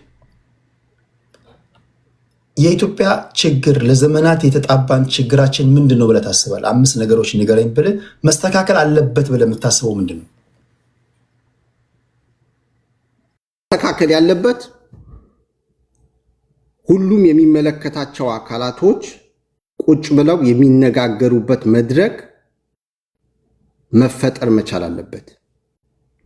ማነው የሚመለከተው አካል ስትል አልገባኝ። እነማን ናቸው እነሱ? ጥንስሱ ኮሚቴ ነው የምታዋቀረው። ለምሳሌ የተቃዋሚ ፓርቲዎች አሉ፣ የሲቪክ ማህበራት ያሉት አሉ፣ ታዋቂ ግለሰቦች አሉ፣ ምሁራኖች አሉ፣ አገር ውስጥም ከሀገር ውጭም ያሉት። ኦኬ ታስገባና ኮሚቴ ታዋቅራል። ከዛ ጥናት ያደርጋሉ እነዚህ አይደል? ከዛ ምን ይደረጋል? ያንን ቀርቦ ትወያይበትና የሽግግር መንግስትም ጭምር የመፍትሄ አካል መሆን አለበት። አብይ አህመድ አገሪቱን መምራት አልቻለም። ስማ ከኪሴ አውጥቼ ማወራው አይደለም። 8 ዓመት እኮ በተግባር የታየ ነው አይደል? አብይ አህመድ ላይ ተደርሳለህ። አሁን እኔ ከበቂ በላይ ላይ ካስላሉ አሁን የተቀላቀለብን እኮ ነው ስዩሜ። አንተ እንደው የምትለው የሚመለከታቸው አካላት ነው እያልክ ያለው። የምክክር ኮሚሽን ሰዎች እኮ ከቀበሌ ጀምሮ ህዝቡን ነው እያማከሩ ያሉት ነው የምልህ። አንተ እንደውም አጠበብከው ስኮፕ ኖ የቀበሌ አናገሩ። እስከ መቼ ነው እኛ ሱፍና ከረባት የለበሰ ሰውዬ ብቻ ወይም በስመ ምሁር ብቻ ጉዳይ ላይ በእኛ ላይ የሚወስነው? ቀበሌ ላይ ወረድ ቆይ የሚመለከታቸው አካላት ካልክ ማን ነው የሚመለከተው? እንደ አንድ ኢትዮጵያዊ ሀገሬ ላይ እንዲቀየርልኝ የሚፈልገው ነገር አለ። ሁዚ ማን ነው ሰውየው? የሚመለከተው አካል ምንድን ነው? እኔ እንደ አንድ ኢትዮጵያዊ ማዋጣው ሀሳብ አለኝ። ቀበሌ ስትወርድ የቀበሌ ሰዎች በሀገራቸው ጉዳይ ላይ ሲሆንላቸው ማየት የሚፈልጉት ጉዳይ አላቸው። ስለዚህ ያወራሁ ተሰበስባቸውና ከቀበሌዎች አጀንዳ ትሰበስባለህ። ተመሳሳዩ ነገር ወረዳ ላይ ታደርጋለህ። ይሄ ሁሉ እኮ እነዚህ ኤሊት የሚጫወቱ ወይም ኢንቴሌክቹዋል የሚያጫወቱትን ሰዎች በእነሱ ብቻ ላለመገደብ እኮ ነው። ህዝቡን ታዲያ እንዴት ነው የምታናገረው? ታዲያ እያወራ ያለው ስለ ፕሮሰሱ ነው። ፕሮሰሱ ከጥንስሱ የተበላሸ ከሆነ መጨረሻው አያምርም። አሁን ያልኩህ የሚመለከቱ የተደራጁ ጫካም ውስጥ ያሉት ያልኩህ መጀመሪያ ሀሳቡን ለምሳሌ በፕሮፌሰር ቅድም የጠራኸው መስፍን አርአያ ቦታ ላይ እንደዛ አይነት ተመሳሳይ የሆነ ተቋም የሚመሩትን ለመምረጥ ነው። ከዛ በኋላ እንትኖቹን ሂደቶቹን ለመቅረጽ ነው።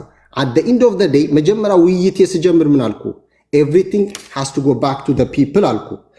ገጠር ሄደህ በየቀበሌው ስታናግር ካድሬዎችን ሰብስበህ የቀበሌ ሊቀመንበር የሚፈልጋቸው ሰዎች ያመጣልን ብቻ ሰብስበህ በማወያየት የኢትዮጵያን ችግር አትፈታውም ነው። ከዛ በተረፈ እኔ ያቀልሃለሁ የሚል መንግስት ስልጣን ላይ በታሪክ አጋጣሚ የተቀመጠ አካል እሱ ያዋቀረው ኮሚቴ ሂድና ስዩም ቁጭ በልና ተወያይ ብትለኝ it's waste of time for me. I don't trust these people. I don't care ዶክተር ይሁን ፕሮፌሰር ይሁን ምን ይሁን በራሱ ዓለም በሄደበት መንገድ ሰክሰስፉል ሊሆን ይችላል። ከዛ ውጪ ግን እኔን እሱ ሪፕሬዘንት ያደርገኝ አይችልም። አላምናቸውም፣ አልቀበላቸውም። I'm not disrespecting them.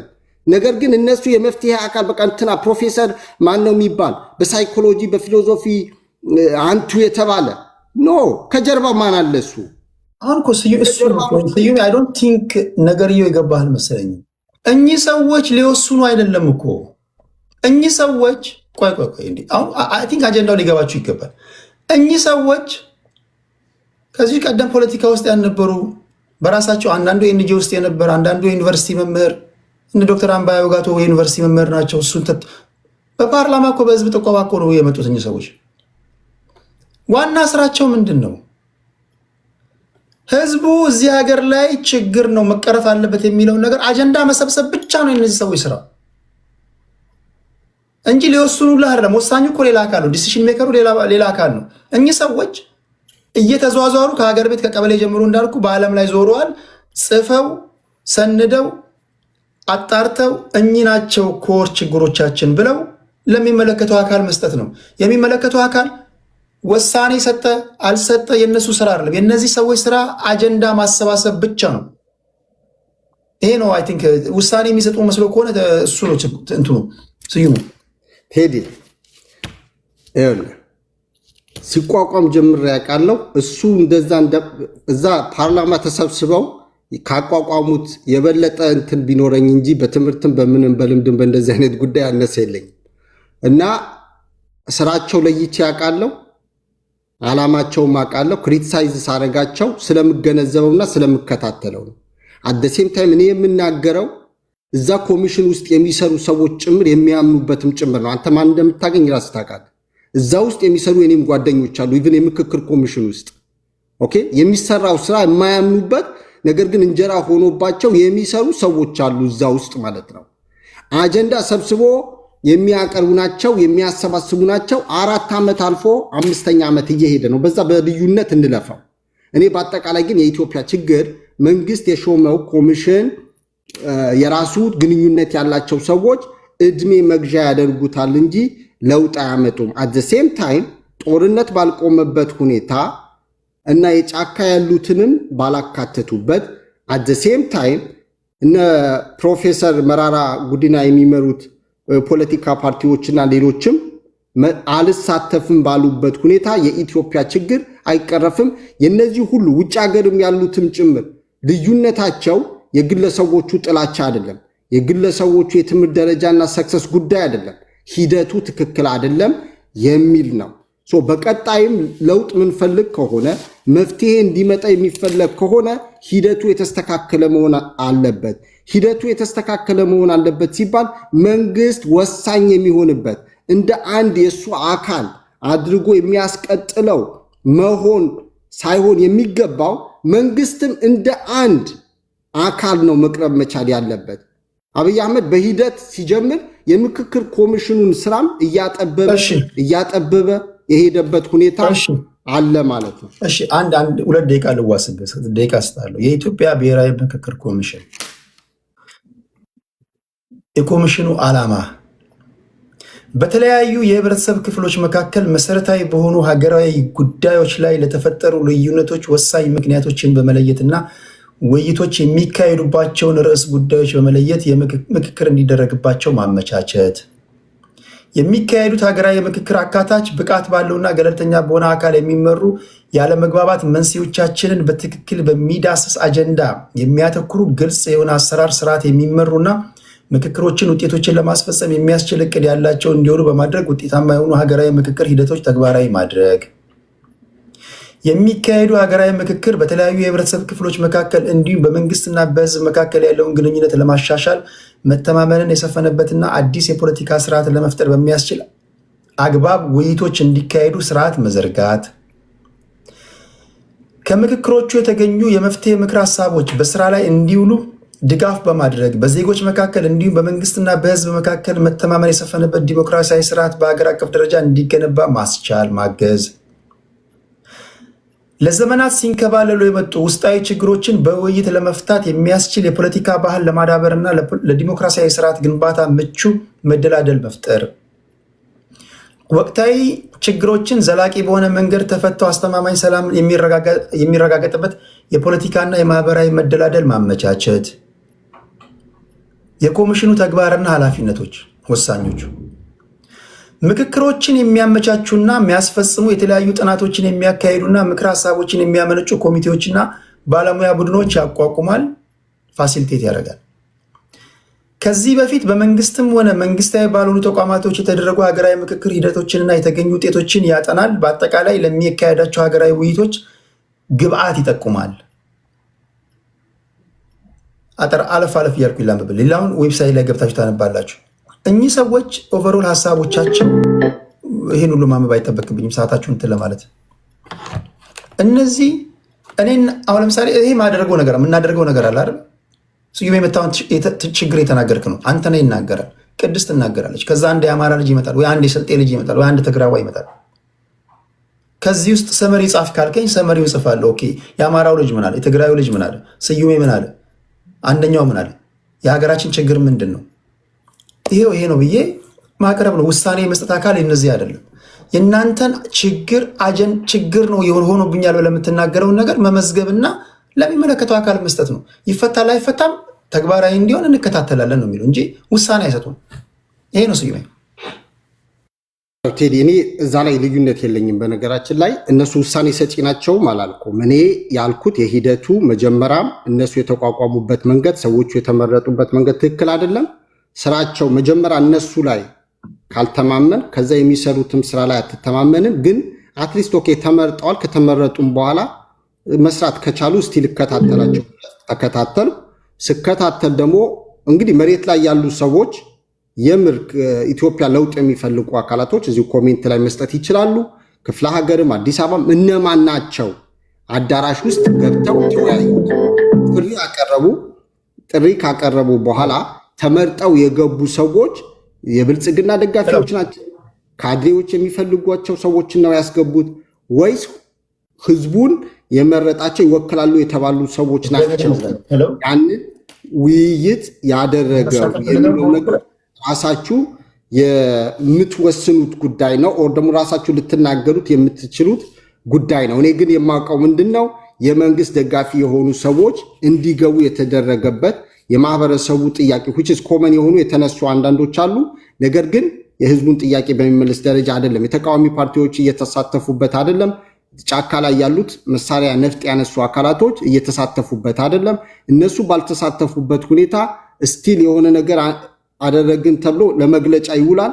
ነገር ግን መፍትሄ አያመጣም ብዬ አምናለሁ ቴዲ። ከዛ በዘለለ ወደ መጨረሻ ልሄድልህ ከፈለግ ልዝጋውና ትንሽ አንደርስታንድ አድርጌያለሁ። ስዩም መሰለህ ቆይቻለሁ ከመጣሁም ማለት ነው።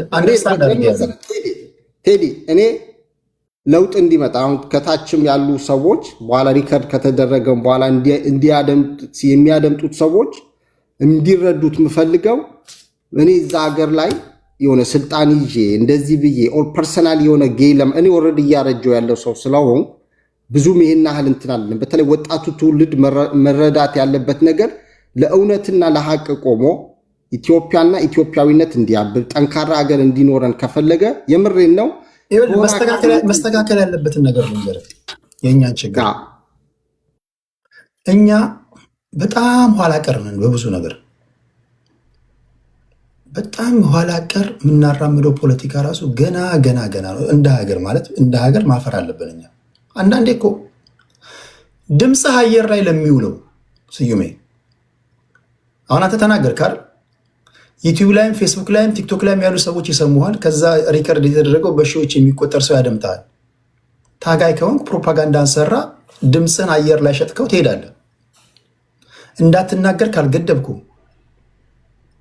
ክብርህን ካነካው አክብረህኝ እንደመጣ አክብሬ ከሸኘው ሚዲያ ላይ የምትመጣው ሀሳብን ለመሸጥ ነው አይደል? ሚዲያ ላይ የሚመጡት ለምን እንደሆነ እንኳን አያውቁም የኛ ሀገር ፖለቲከኞች። ልክ ይሄ የለመዱት ሰፈር ውስጥ አረቄ ቤት አድማ አለ አይደል? ከበደ ቤት አትግባ ምናምን ይባባላል። ገና እኛ አየለ ቤት አትግባ እዚህ ደረጃ ላይ ነው ያለ ነው። የትም ቤት ግባ እስካልተሰደብክ፣ እስካልተዘለፍክ፣ ከተደመጥክ ድምፅ ሰውየው ኪስ ውስጥ አይደለም የሚገባው፣ ድምፅ አየር ላይ ነው የሚውለው። ልክ የምክክር ኮሚሽን ሰዎችን መጥተው ችግርህ ምንድን ነው ሲሉ አጀንዳ ሰብሳቢው ሰውዬ ፐርሰናሊቲውን ትወደዋለህ አትወደውም ሌላ ነገር ነው። ችግር የሆነብህን ነገር አሲዝ እንደ አንዳንዴ እኮ ችግርን ተናግረህ እኮ ይፈታል አይፈታም ብሎ ማየት መጠበቅም እኮ ያባት እኮ ነው። ገና ለገና አጀንዳ ሰብሳቢው ወይ የሆነ ዩኒቨርሲቲ ወይ የሆነ ፖለቲካ ውስጥ ገብቶ ወይ በሆነ ሀሳቢው ከእሱ ሀሳብ ጋር ተቃርኖ ካየው ችግር ለአጀንዳ አታጽፍ ምናምን፣ እንደዚህ አይነት ነገር መሆን የለበትም። ካልተነጋገርን፣ እሺ ካላወራን፣ እንዳናወራ እንዳንነጋገር ደግሞ መነጋገርን የሚጠላ ይሄ ግንብ አጥር እየታጠረ ምናምን ከሄደ እንዴት ነው ታዲያ በሀሳብ የምንፋጨው? ጎበዝ፣ ይሄን እኮ መጀመሪያ እኮ መገርሰስ ያለበት እኮ ይሄ ነው። ያን እኮ ነው ያደረኩት እኮ መጀመሪያ ስመጣ እንዲህ አልነበሩም እኮ። አንተ ተናገር እስክትጨርስ ማን ይሰማሃልን? የሚሰሙ ነበሩ። እስኪ ከዚህ ቤት ውጣና ሌላ አንድ ቃየለ ቤት የተባለ ቤት ግባ። ሀሳብህን ትቶ በማንነት ነው የሚሰድብህ፣ አያስጨርስህም። ካልተግባባን፣ ካልተነጋገርን፣ በሀሳብ ካልተፋጨን ታዲያ እንዴት ነው የሚሆነው? ሀሳቡን መቃወምና ሰውየውን መጥላት የተምታታብን ሆነን ማለት ነው። ስዩሜ ሀሳቡን ብትወደው ሀሳቡን ነው የምትወደው። ካልተመቸ የስዩሜ ሀሳብ ነው ማይመች እንጂ ከስዩሜ ጋር እኮ ምንም የሚያገናኘን ነገር የለውም። እኛ ግን ሀሳብህ ካልተመቸው ሰውየው አንተን ፐርሰናሊቲን የወጣበትን ማህበረሰብ ድረስ ይጠላል። ለዚህ ነው እኛ በጣም ገና ለአቅመ ውይይት አልደረሰም። እኛ ለዚህ ነው የምንሰዳደበው። ለዚህ ነው ሶሻል ሚዲያችን የጋጥ ወጦች መፈንጫ የሆነው። መወያየት አለብን፣ መነጋገር አለብን፣ ልዩነት መኖር አለበት። ሁሉም ከአንድ ፋብሪካ ዕቃ አይደለንም። ከሁላችንም አንድ አይነት ሀሳብ ሊኖረን አይገባም። ግን እኛ መስማት ማንፈልገው ነገር እንኳን ካለ ሌሎች እንዲናገሩት መፍቀድ አለብን። ዲሞክራሲ ማለት ያ ነውና ያ የንግግር ባህላችን ራሱ ገና መሆኑን ያየሁበት ነው ለማለት ነው። ስዩሜ ሶሪ፣ ቀሪ በመሀል ስለገባብን እኔ ልጨርስ እንትን ልበል። እኔ ያው የኔ እንትን አንዳንድ ሰዎች እኔ ሀገሬን ስለምወድ ለረጅም ዓመት እንዲስተካከል በተቃውሞ እንትን ብያለው። አንተነህ አንዴ ሲጠየቅ እኔ ባምቢስ ላይ ማኪያቶን እየጠጣው ቺኮቹን ያለው እንጂ ትቃወማለሁ። ኢትዮጵያ ያለ ጋዜጠኞች ፕሬዚዳንት ነበረ። ብዙ ነገር አይተን ነው ያለፍነው። አሁን አንዳንዶቹ ከስር ያሉት ወጣቶች ናቸው።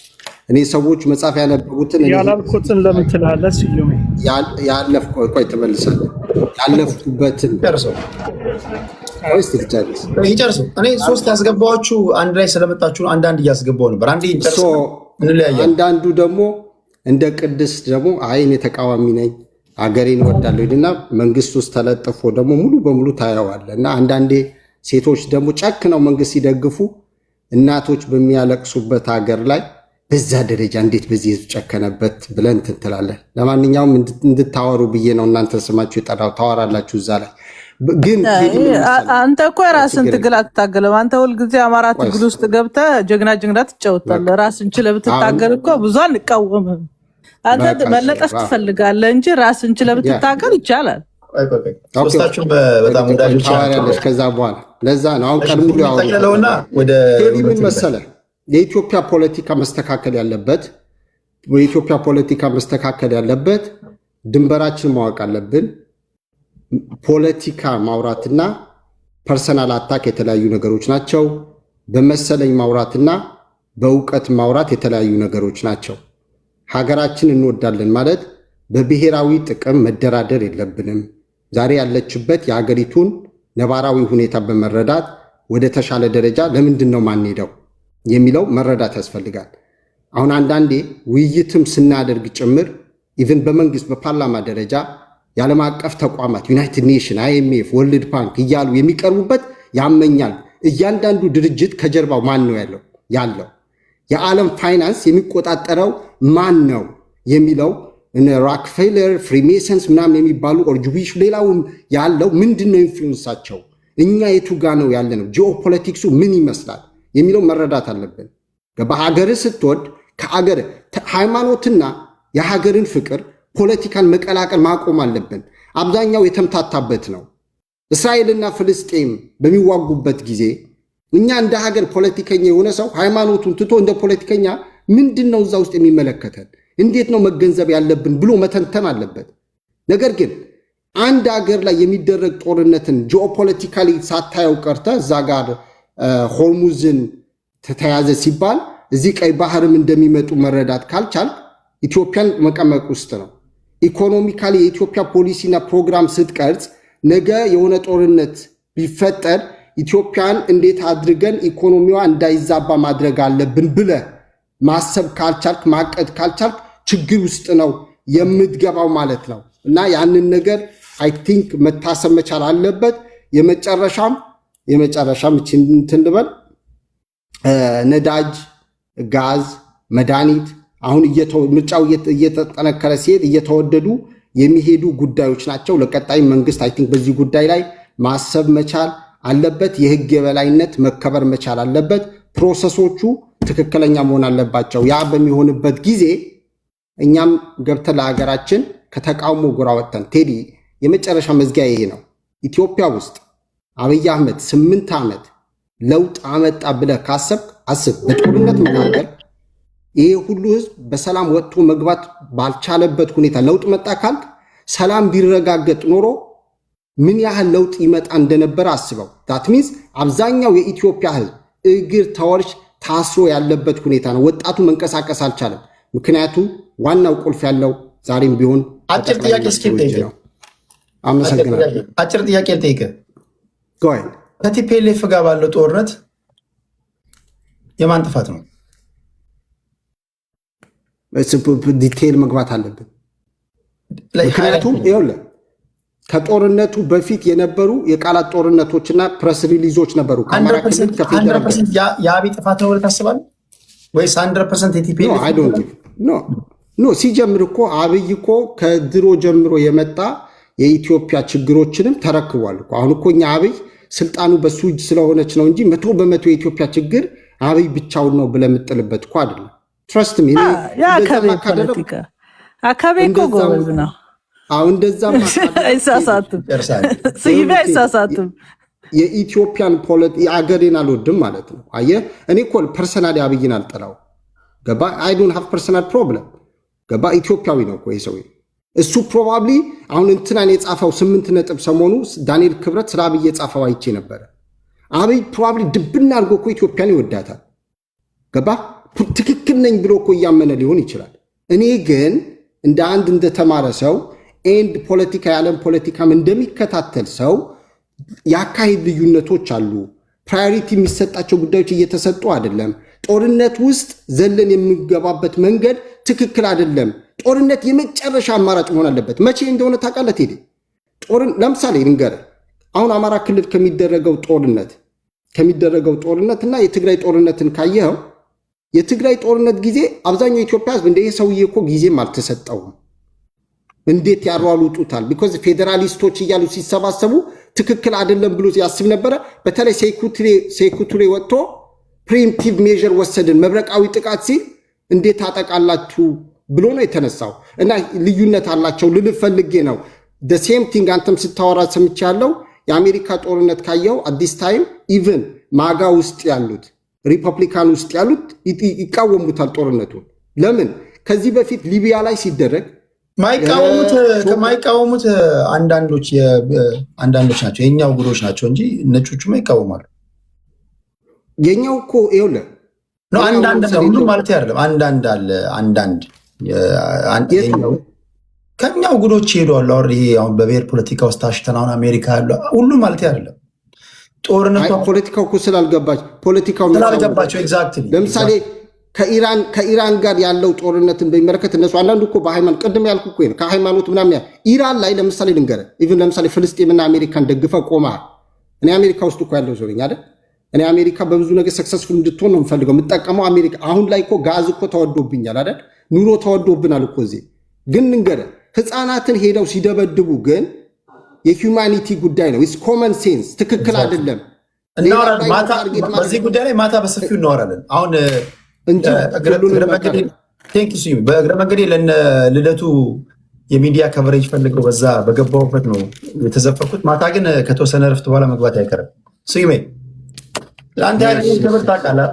ጠፍተሃል ግዴ አለ እመጣለሁ። እናንተን እነ ቅድስቴ ከሰጡን እንመጣለን። አትጥፋ፣ አንተ ብቅ ጥልቅ እያልክ አትጥፋ። እሺ ወንድሜ፣ እሺ ባይሰራ። እሺ ስዩሜ፣ እሺ ወደ አንተ ነህ ልምጣ። እሺ አንተያችን እንዴት ነህ? ታፕታፕ እያደረጋችሁ ቤተሰብ አንተነህ አለ አንተነህ። እሺ አንተነህ ማውራት ማይችልበት ከሆነ ወደ ቅድስታችን እንሄዳለን። ቆይ አሁን ሰው ምንም መቀበል አልችልም። እነዚህ ነው። እሺ አንተ ልምጣ። ቀጥል። እኔ ልቀጥል። ቀጥል። እንዴት አየኸው ዛሬ የነበረውን ሰላማዊ ሰልፍ? ሰላማዊ ሰልፍ ሳይሆን ያው እንደ ቲክቶከር ሰዎቹ ቲክቶከር ሆነው አንተ የምትሰራውን ስራ ወስደውብህ አንተ በተሻለ ሁኔታ የምትሰራውን እነሱ የአንድ ወገን ነገር አድርገውት ሲሰሩት ነው ያየሁት። አንድ ነገር ጥሩ ነገር ሲኮርጁ መኮረጃቸውን ደስ ብሎኛል። አንድ ነገር ጥሩ ነው ወጥቷል። ግን ሲኮርጁት አንተ እነሱ ታጋይ ናቸው ገብቶኛል።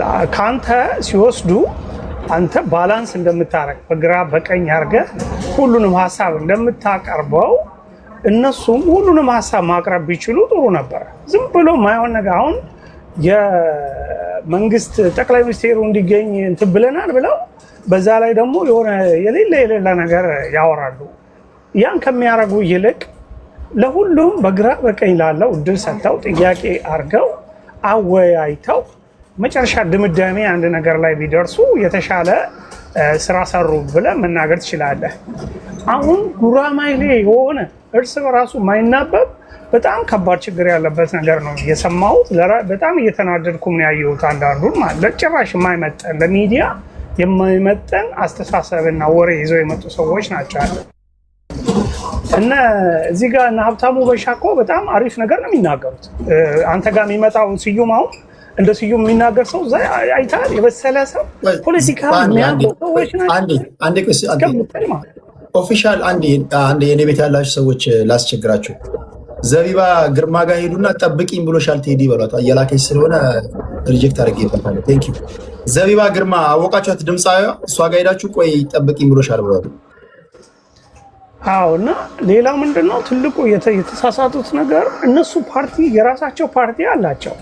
የኢትዮጵያ የብልጽግና ፓርቲ ሊቀመንበር የሚመርጡት የመምረጥ መብት ያላቸው የብልጽግና ፓርቲ አባላት መሆናቸውን ይዘነጉና ለብልጽግና ፓርቲ ሊቀመንበር ሊመርጡ ወር ደግሞ ሊቀመንበሩ እንዲወርድ ሊጠይቁ ይፈልጋሉ። በሌላቸው መብት ላይ ማለት ነው።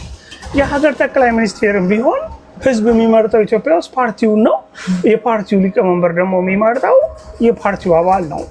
ስለዚህ ይህንን ነገር እንኳን በአግባቡ ሳይረዱ ሁሉንም ነገር ንደው ጠቅላይ ሚኒስቴሩ መውረድ እና የሽግግር መንግስት መቋቋም ያን ህገ መንግስት ማፍረስ ለዛ ሀገር መፍትሄ ነው ብለው የመጡ ናቸው። በህገ መንግስት የተቋቋመ መንግስት በህገ መንግስቱ መሰረት ስራውን ከመስራት ውጪ ህገ መንግስት ለማፍረስ መደራደር አይችልም። ህገ መንግስቱን ይፍረስና በቃ የሽግግር መንግስት ማለት አይችልም። ይሄንን የማስከበር ግዴታ አለበት። በጀት አለበት። በጀት አለው። የሰው ኃይል አለው። በቂ ስልጣን አለው። ስለዚህ ስልጣኑን ኤክሰርሳይዝ አድርጎ ያስቀጥላል እንጂ የሚወርድበት አሰራር የለም። ይሄንን መረዳት እንዴት ነው የተሳናቸው? ለምንስ ሲሆን ነው እነሱ ሲፈልጉ ህዝብ የመረጣቸው ሰዎች ስልጣን ለቀው ከነሱ እኩል አዲስ መንግስት መመስረት የሚገደዱት? ይሄንንም ጥያቄ እንኳን እንዳታቀርብላቸው እድል አይሰጡም፣ አያቀርቡም። በመንግስት ወገን ያለውን ነገር ለምንድን ነው ስል እኔ ያለኝ የህዝብ ኃላፊነት ነው። በመንግስት ወገን እነሱ ጠቅላይ ሚኒስትሩን እስከ መጋበዝ ደርሰዋል። ማንኛውም ተቃዋሚ ሀሳብ ያለው ሰው እኮ ይምጣ ብለዋል። ውሸታቸውን ነው። ሊንኩን ልከዋል እንዴ? ሊንክ ልከዋል። ለምንድን ነው የሚዋሻው? በማን በኩል ነው የተላከላቸው? ደብዳቤ ልከናል አሉ። ውሸት ደግሞ በምን ስታተስ ነው ጠቅላይ ሚኒስትር እነሱ ጋር የሚመጣው? ቲክቶከር እኮ አይደለም እነሱ እኮ ይሄ እኮ የቲክቶከር የአንድ ቲክቶከር ስራ ነው ሰርቶ ሄዱት። ቱ ቢ ኦነስት ኃላፊነት የሚሰማውን ሰው ስራ አይደለም የሰሩት። እርስ በራሳቸው የጠራ አቋም ይዘው ቢሆን ኖሮ ለኢትዮጵያ የሚበጀው ነገር ይኸውልህ ሀሳባቸውን ባገኙት ፕላትፎርም ላይ ተጠቀሙ እንጂ እኮ እዚህ ሆነው እንደዚህ አድርጎ አላሉም እኮ እነሱ እንደ አንድ ፖለቲከኛ በተገኘው ሚዲያ ላይ ሀሳባቸውን ቴዲ አልሰማቸውም ማለት ነው። በሁላቸውም የሚሉት የዛ ሀገር ችግር አንድ ሰው ነው፣ እሱም ጠቅላይ ሚኒስትሩ ነው። እሱ ሲለቅ የዛ ሀገር ችግር ይፈታል ነው የሚሉት። እሱን አውርደን ህገ መንግስቱን ቀደን ጥለን ህገ መንግስታዊ ያልሆነ አዲስ ስርዓት እንፈጥራለን በግድ በኃይል ህዝብ ድምፅ የሚባል ህዝብ የመረጠው የሚባል መንግስት የሚባል ምናምን ሁሉንም ነገር አሁኑኑ ቀደጥለ ሁሉን ነገር ትተ ናና ቁጭ ብለ ከኔ ጋር እኩል እኔ ነኝ ያውን ፋሲሊቴተሩ ማለት የሚሉት እነሱ ቅመው ነው መርቀነው ነው። እኔ ምንድነው የሚያስቡት ነው የምትለው። ውጪ ብዙ ሀገር አለ ጊዜ ስትኖር አእምሮ ይዞራል። እኔ አሁን አንተ ስታወራ ስሰማ አንዳንድ ነገሮች ሎጂክ ካል ነገሮች ስትናገር አእምሮ ይልጅ በጣም በቃ ጄኒውን የሆነ አእምሮ አለው ብዬ ነው። ሌሎቹ ጄኒውን የሆነ አእምሮ አይደለም ያላቸው።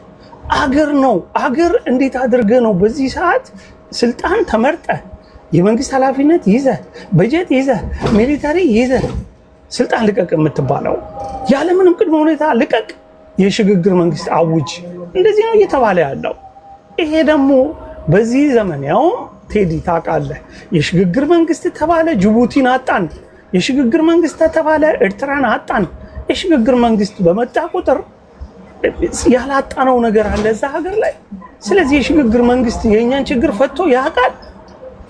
የሽግግር መንግስት ችግር ላይ ጥሎን ቋሚ ችግር ዘላለማዊ ችግር እየሰጠን ሄደ እንጂ ምንድነው የፈየደው ነገር? የንጉሱ መውረድ ለኛ የሰጠን ምንድነው? ጅቡቲን አጣንበት፣ ኤርትራን አጣንበት በደርግ በንጉሱ ጅቡቲን አጣን። ያው የጅቡቲው ደግሞ በጣም የሚገርም ነገር ነው ታውቃለህ። ልክ ንጉሱ እንደወረዱ ገና 80 ምናምን ዓመቱ ነው ጅቡቲ። እንደውም 90 ዓመትም አልሞላ 199 ዓመት ነበር ኮንትራቱ። ያ እንኳን ጊዜ ሳይሞላ ነው ፈረንሳዮች የሽግግር መንግስት የሚባል መንግስት መፍረሱን ሲያውቁ ኑ ብለው ወዲያውኑ አስፈርመው አገር ይሁኑ ብለው እንዴት አድርገው አጃቁሞ አጨርብረው ጥቅማችንን ይዘውብን እንደሄዱ ማለት ነው።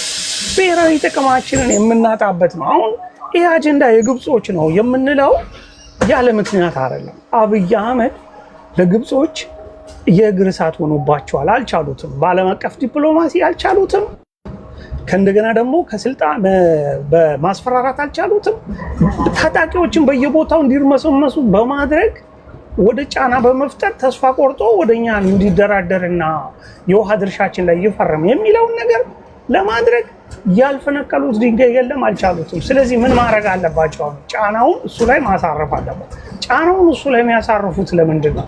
ዊክ እንዲሆን፣ እንዲደነግጥ፣ እንዲፈራ ከዛ በኋላ የኢትዮጵያን የግብፅን የውሃ ድርሻ የአስዋን ግድብ ሳይሞላ እኔ የኢትዮጵያን ግድብ አልሞላም ብሎ እንዲፈርምላቸው ነው ማስገዳጅ ስምምነት።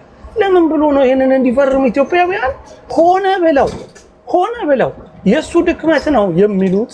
በዚህ ዘመን የሌሎች ኢትዮጵያ እያደገን ያለው በልማት ከሆነ ምሳሌ የሆነ እድገት አለ። እውነት ችግር የለም ልል አይደል። በጣም ከባድ ችግር አለ ኢትዮጵያ ውስጥ። ግን ደግሞ ተስፋ ሰጪ ከበከተበት ያንን ሀገር አውጥቷል። ከበከተበት ያን ከተማ አውጥቷል። አፍሪካውያን የሚቀኑበት ለማድረግ ጥረት አድርጓል። ይህንን ለምንድን ነው የሚካደው?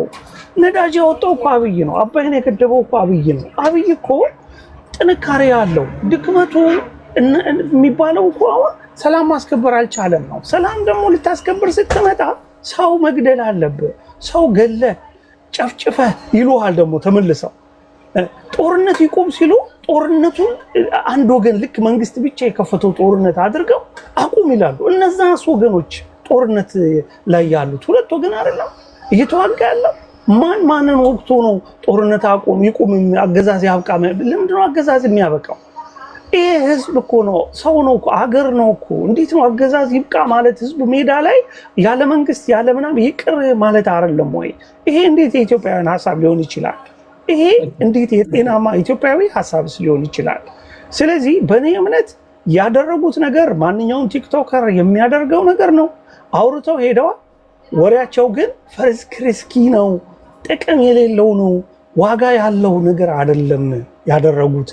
ኃላፊነት የማይሰማው ነገር ነው ያደረጉት እንጂ እንዲሻሻል የሚፈልጓቸው ምሁር ቢሆኑ ፖለቲካ አዋቂ ቢሆኑ እንዲሻሻል የሚፈልጉትን ነገር 1 2 3 4 ብሎ ለመንግስት አቅርቦ በዚህ ፈጽም ይሉ ነበር። ገብቷል? አሁን ካንተ ጋር ራሱ ቴዲ ባንተ ቤት ራሱ አቶ ልደቱ ምን አለ? ኤርትራ ሌላ ሀገር ነው አለ።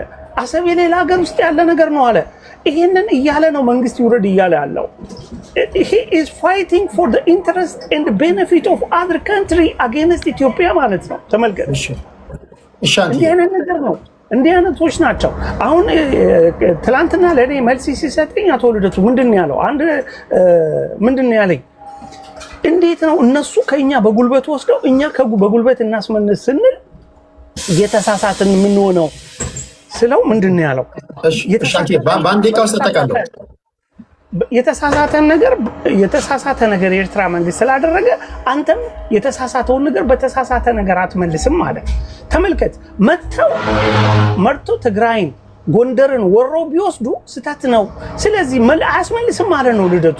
የኢትዮጵያ ጥቅም ለሱ የሚያሳስበው ነገር አይደለም። እሱ የሚያየው ስተት ተሰርቶብናል አልተሰራብንም፣ ከዛ ስተት ከሆነ የተሰራው በቃ እኛም ስተት አንሰራም፣ ስለዚህ ይወሰድ የሚል እንዲህ አይነት ሀሳብ ነው ይዞ አሁን ያሉት እነዚህ ሰዎች። የህዝቡን የሀገርን ጥቅም የሚያስከብሩ ናቸው የሚል እምነት እኔ የለኝም። ያ ነው ፍርሃቴ እና ቴንኪዩ አንትዬ ከልብ አመሰግናለሁ። አንተነህ አብርሃም። ክብራትና ክብራን አንትዬን ከልብ እናመሰግናለን። ወደ ቅድስት እንሄዳለን። ቅድስታችን ሰይፈ ነበልባል ቅድስት አለ ሁሉ ሰላም ነው አለኝ። ስዩሜ ሮጦ ወጣ እንጂ ስዩም ሁልጊዜ ምን ይላል እዛ ጉራጌ ክልል አይ እንትኑ ነው ፖለቲካችን እንተዋወቃለና በሽታ እኮ ነው የምትተዋወቀው። ጉራጌ ክልል ውሃ ያስፈልጋል ምናምን ይልና በሰላም እየኖሩ አማራ ክልል ያለውን ጦርነት በልበለው ይላል ማለት ነው። ጦርነት ወደዛ ክልል እንዲመጣ አይፈልግም። እሱ ያለበት አካባቢ የሱ ዘመዶች ምናምን ያሉበት አካባቢ አይፈልግም። ሁልጊዜ የፖለቲካ ናሬቲቭን የሚሰራው አማራ ክልል ካለው ጦርነት ጋር ነው። ምክንያቱም የሱ ወላጆቹ ስለማይገደሉ እና እኔ አንዳንድ ጊዜ ሰዎች ይገርሙኛል። በሰው ቁስል እንጨት ስደድበት አይነት ፖለቲካ ሲያካሂዱ ማለት ነው። አንድ ጥይት ወደዛ አካባቢ ቢጮህ ብሎ ሊወጣ የሚችለው አንደኛው ሰው እሱ ነው። እና ያው መቼም የአማራ ፖለቲካ የሽቀላ ፖለቲካ ነው። ብዙ ሰዎች እየሸቀሉብን ነው። እሱም ተራውን ይውሰድ ብዬ ነው የምተው። ያው ስለሄደ ትቼዋለሁ። ኤኒሃው የዛሬው አጠቃላይ እንትኑ ላይ የተወሰነ ነገሮች አንቺ ግን መጀመሪያም ጠንካራ ነሽ። ማንም ሰደበሽ አልሰደበሽ አማራነትሽን ቤተሰቦችሽ ላይ የሚፈረድ ነገር ላይ ባመሽበት ነገር ላይ ንቅንቅ እንዳትይ እንደ ለምን እላለሁ። እኔ እኮ አማራነትን የወሰድኩትኝ በደም ነው የወሰድኩትኝ። ማንም ሰው ስለፈለገ ስለተሳለ ማያገኘውን እኔ ግን በወላጆቼ ደም ትስስር ያገኙት አማራነቴ ስለሆነ እኔ ስለሌሎች ለምን እጨነቃለሁ? እንደውም እኮ ብዙ ጊዜ ለብሔራቸው ነኝ አይደለም ብሎ የሚጨነቁ ሰዎች የማንነት ችግር ያለባቸው ሰዎች ናቸው። እኔ ጥንቅቅ አድርገው ኢትዮጵያዊነት አማራነት ምን እንደሆነ ያስተማሩኝ፣ ከዛ አልፌ አፍሪካዊነት ምን እንደሆነ ያስተማሩኝ ምርጥ ወላጆች አሉኝ። ኢትዮጵያዊ ነኝ። ጉራጌ ናት አማራ አይደለችም። እኔ እኮ በጣም እኮ የሚያስቀኝ አማራ አይደለችም ቅድስት የምትሉ ሰዎች እንደው በቪዲዮ እንኳን ወጣችሁ ብትሉ አንድ ነገር ነው። አናኮንዳ ፕሮፋይል አድርገ አማራ አይደለችም እኔ ነኝ አማራ ምንድነህ አንተ?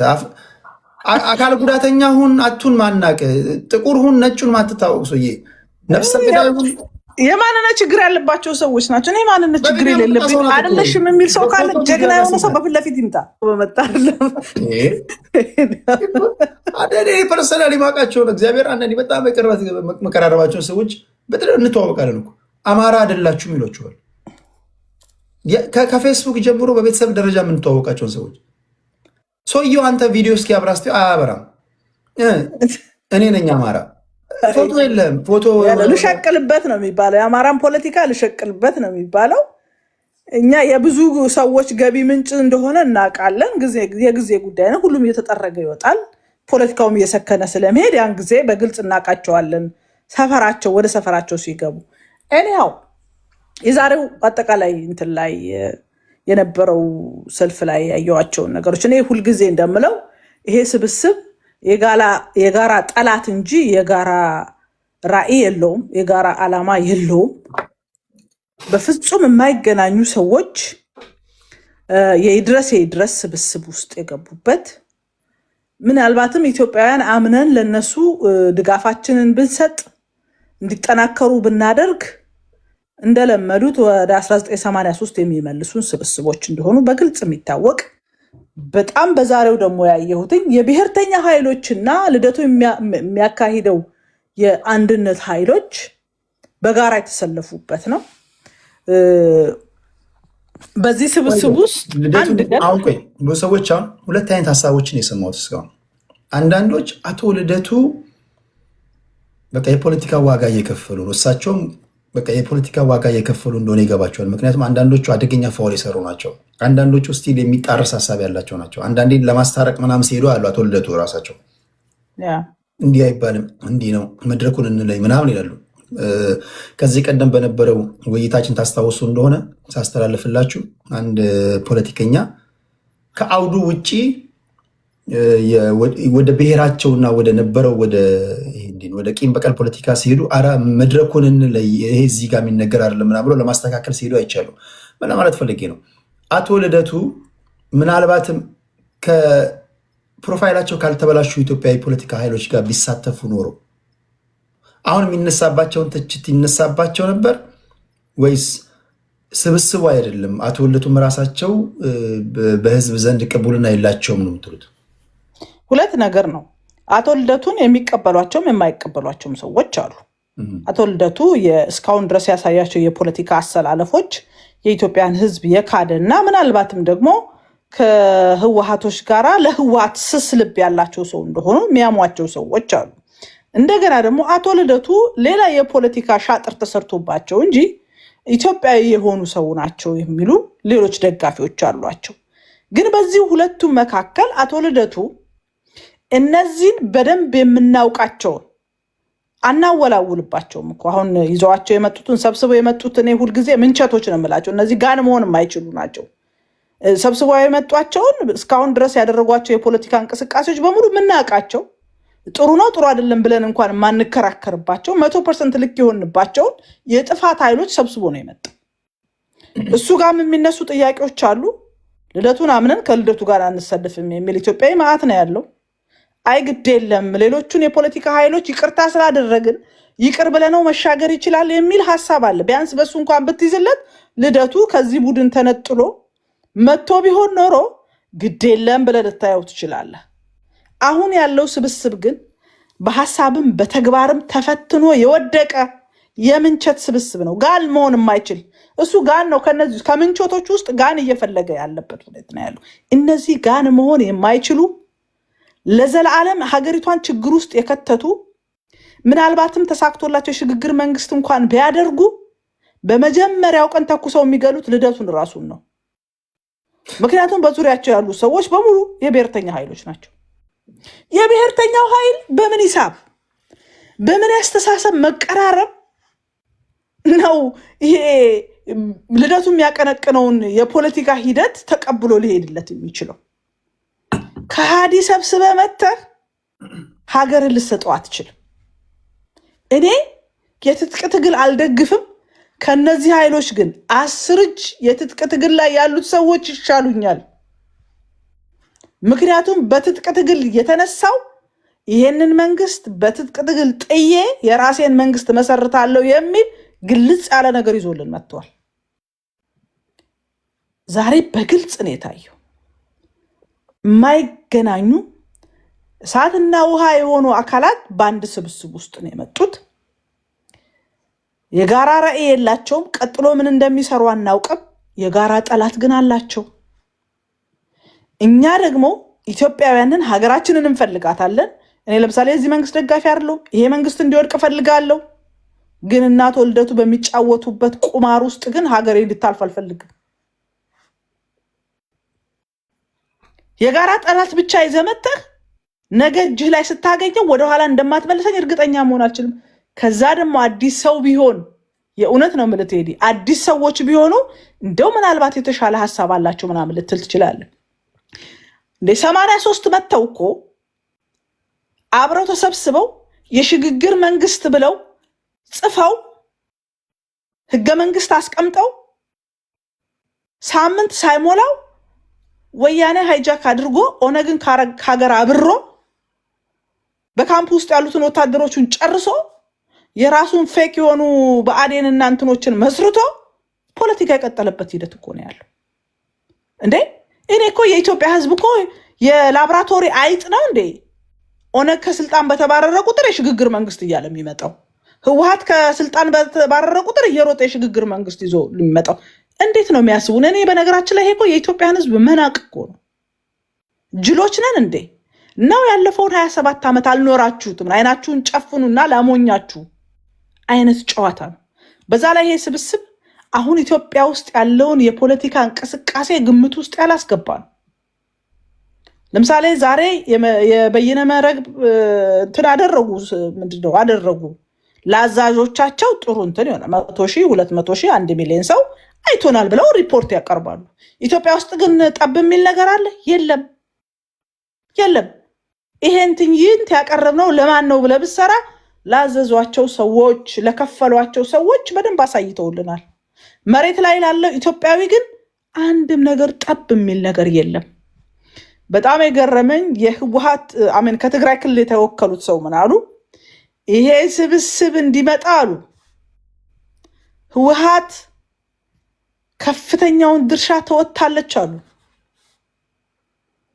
እንደውም አንተ ያወራ ነበር ሰምታቸው ከሆነ አላቀም ከሌሎች ኃይሎች ጋር በተለይ ከኤርትራና ከሌሎች ኃይሎች ጋር የጀመርነው ነገር መቀጠል አለበት አሉ ስለዚህ ከነዚህ ሰው የኔ ምንድነው መጠብቀው ህዝቤንማ ለቀንጅባ ሳልፍ ልሰጠው አልችልም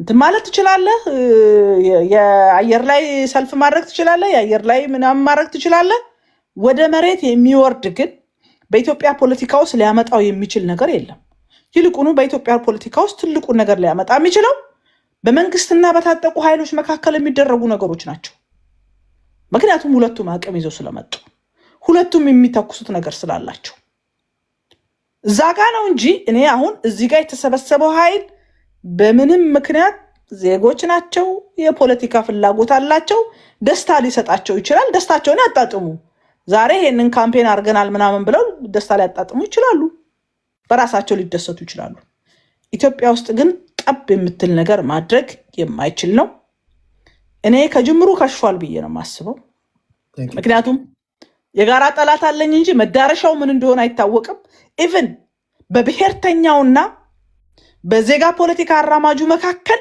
ምን ተስማሙ አቶ ልደቱ ነግሮናል ምንም ልንስማማ አንችልም ልዩነት ማንሳት አንችልም ስለዚህ ተጃምለን ነው መቀጠል ያለብን የሚል ሙሉ ነገር ሰጥቶናል ማለት ነው ስለዚህ ከዚህ ስብስብ እኔ ምንም የምጠብቀው ነገር የለም ይልቁኑ ይሄ መንግስት ተወዳዳሪ እንዳይኖረው የፈረጠመ ብልጽግና ብቻ አገሪቷ ላይ እንደፈለገ እንዲፈነጭ የሚያደርግ የፖለቲካ አስተላለፎች ናቸው ኢትዮጵያ ውስጥ ብልጽግና ብቻ የኢትዮጵያ ህዝብ አማራጭ መሆን የለበትም ፓርቲዎች ራሳቸውን አጠንክረው ሌላ ተገዳዳሪ ኃይል ያስፈልገናል አንደኛ ራሱ ብልጽግናንም ማረም ያስፈልጋል ሁለተኛ የኢትዮጵያ ህዝብ ሌላ አማራጭ ሌላ የፖለቲካ እይታ ሌላ ፖሊሲ ማየት ይፈልጋል እንዲህ አይነት ኃይሎች እንዳይወጡ የኢትዮጵያ ህዝብን በተቃዋሚ ፓርቲዎች ላይ ያለውን አለመተማመን የመጨመር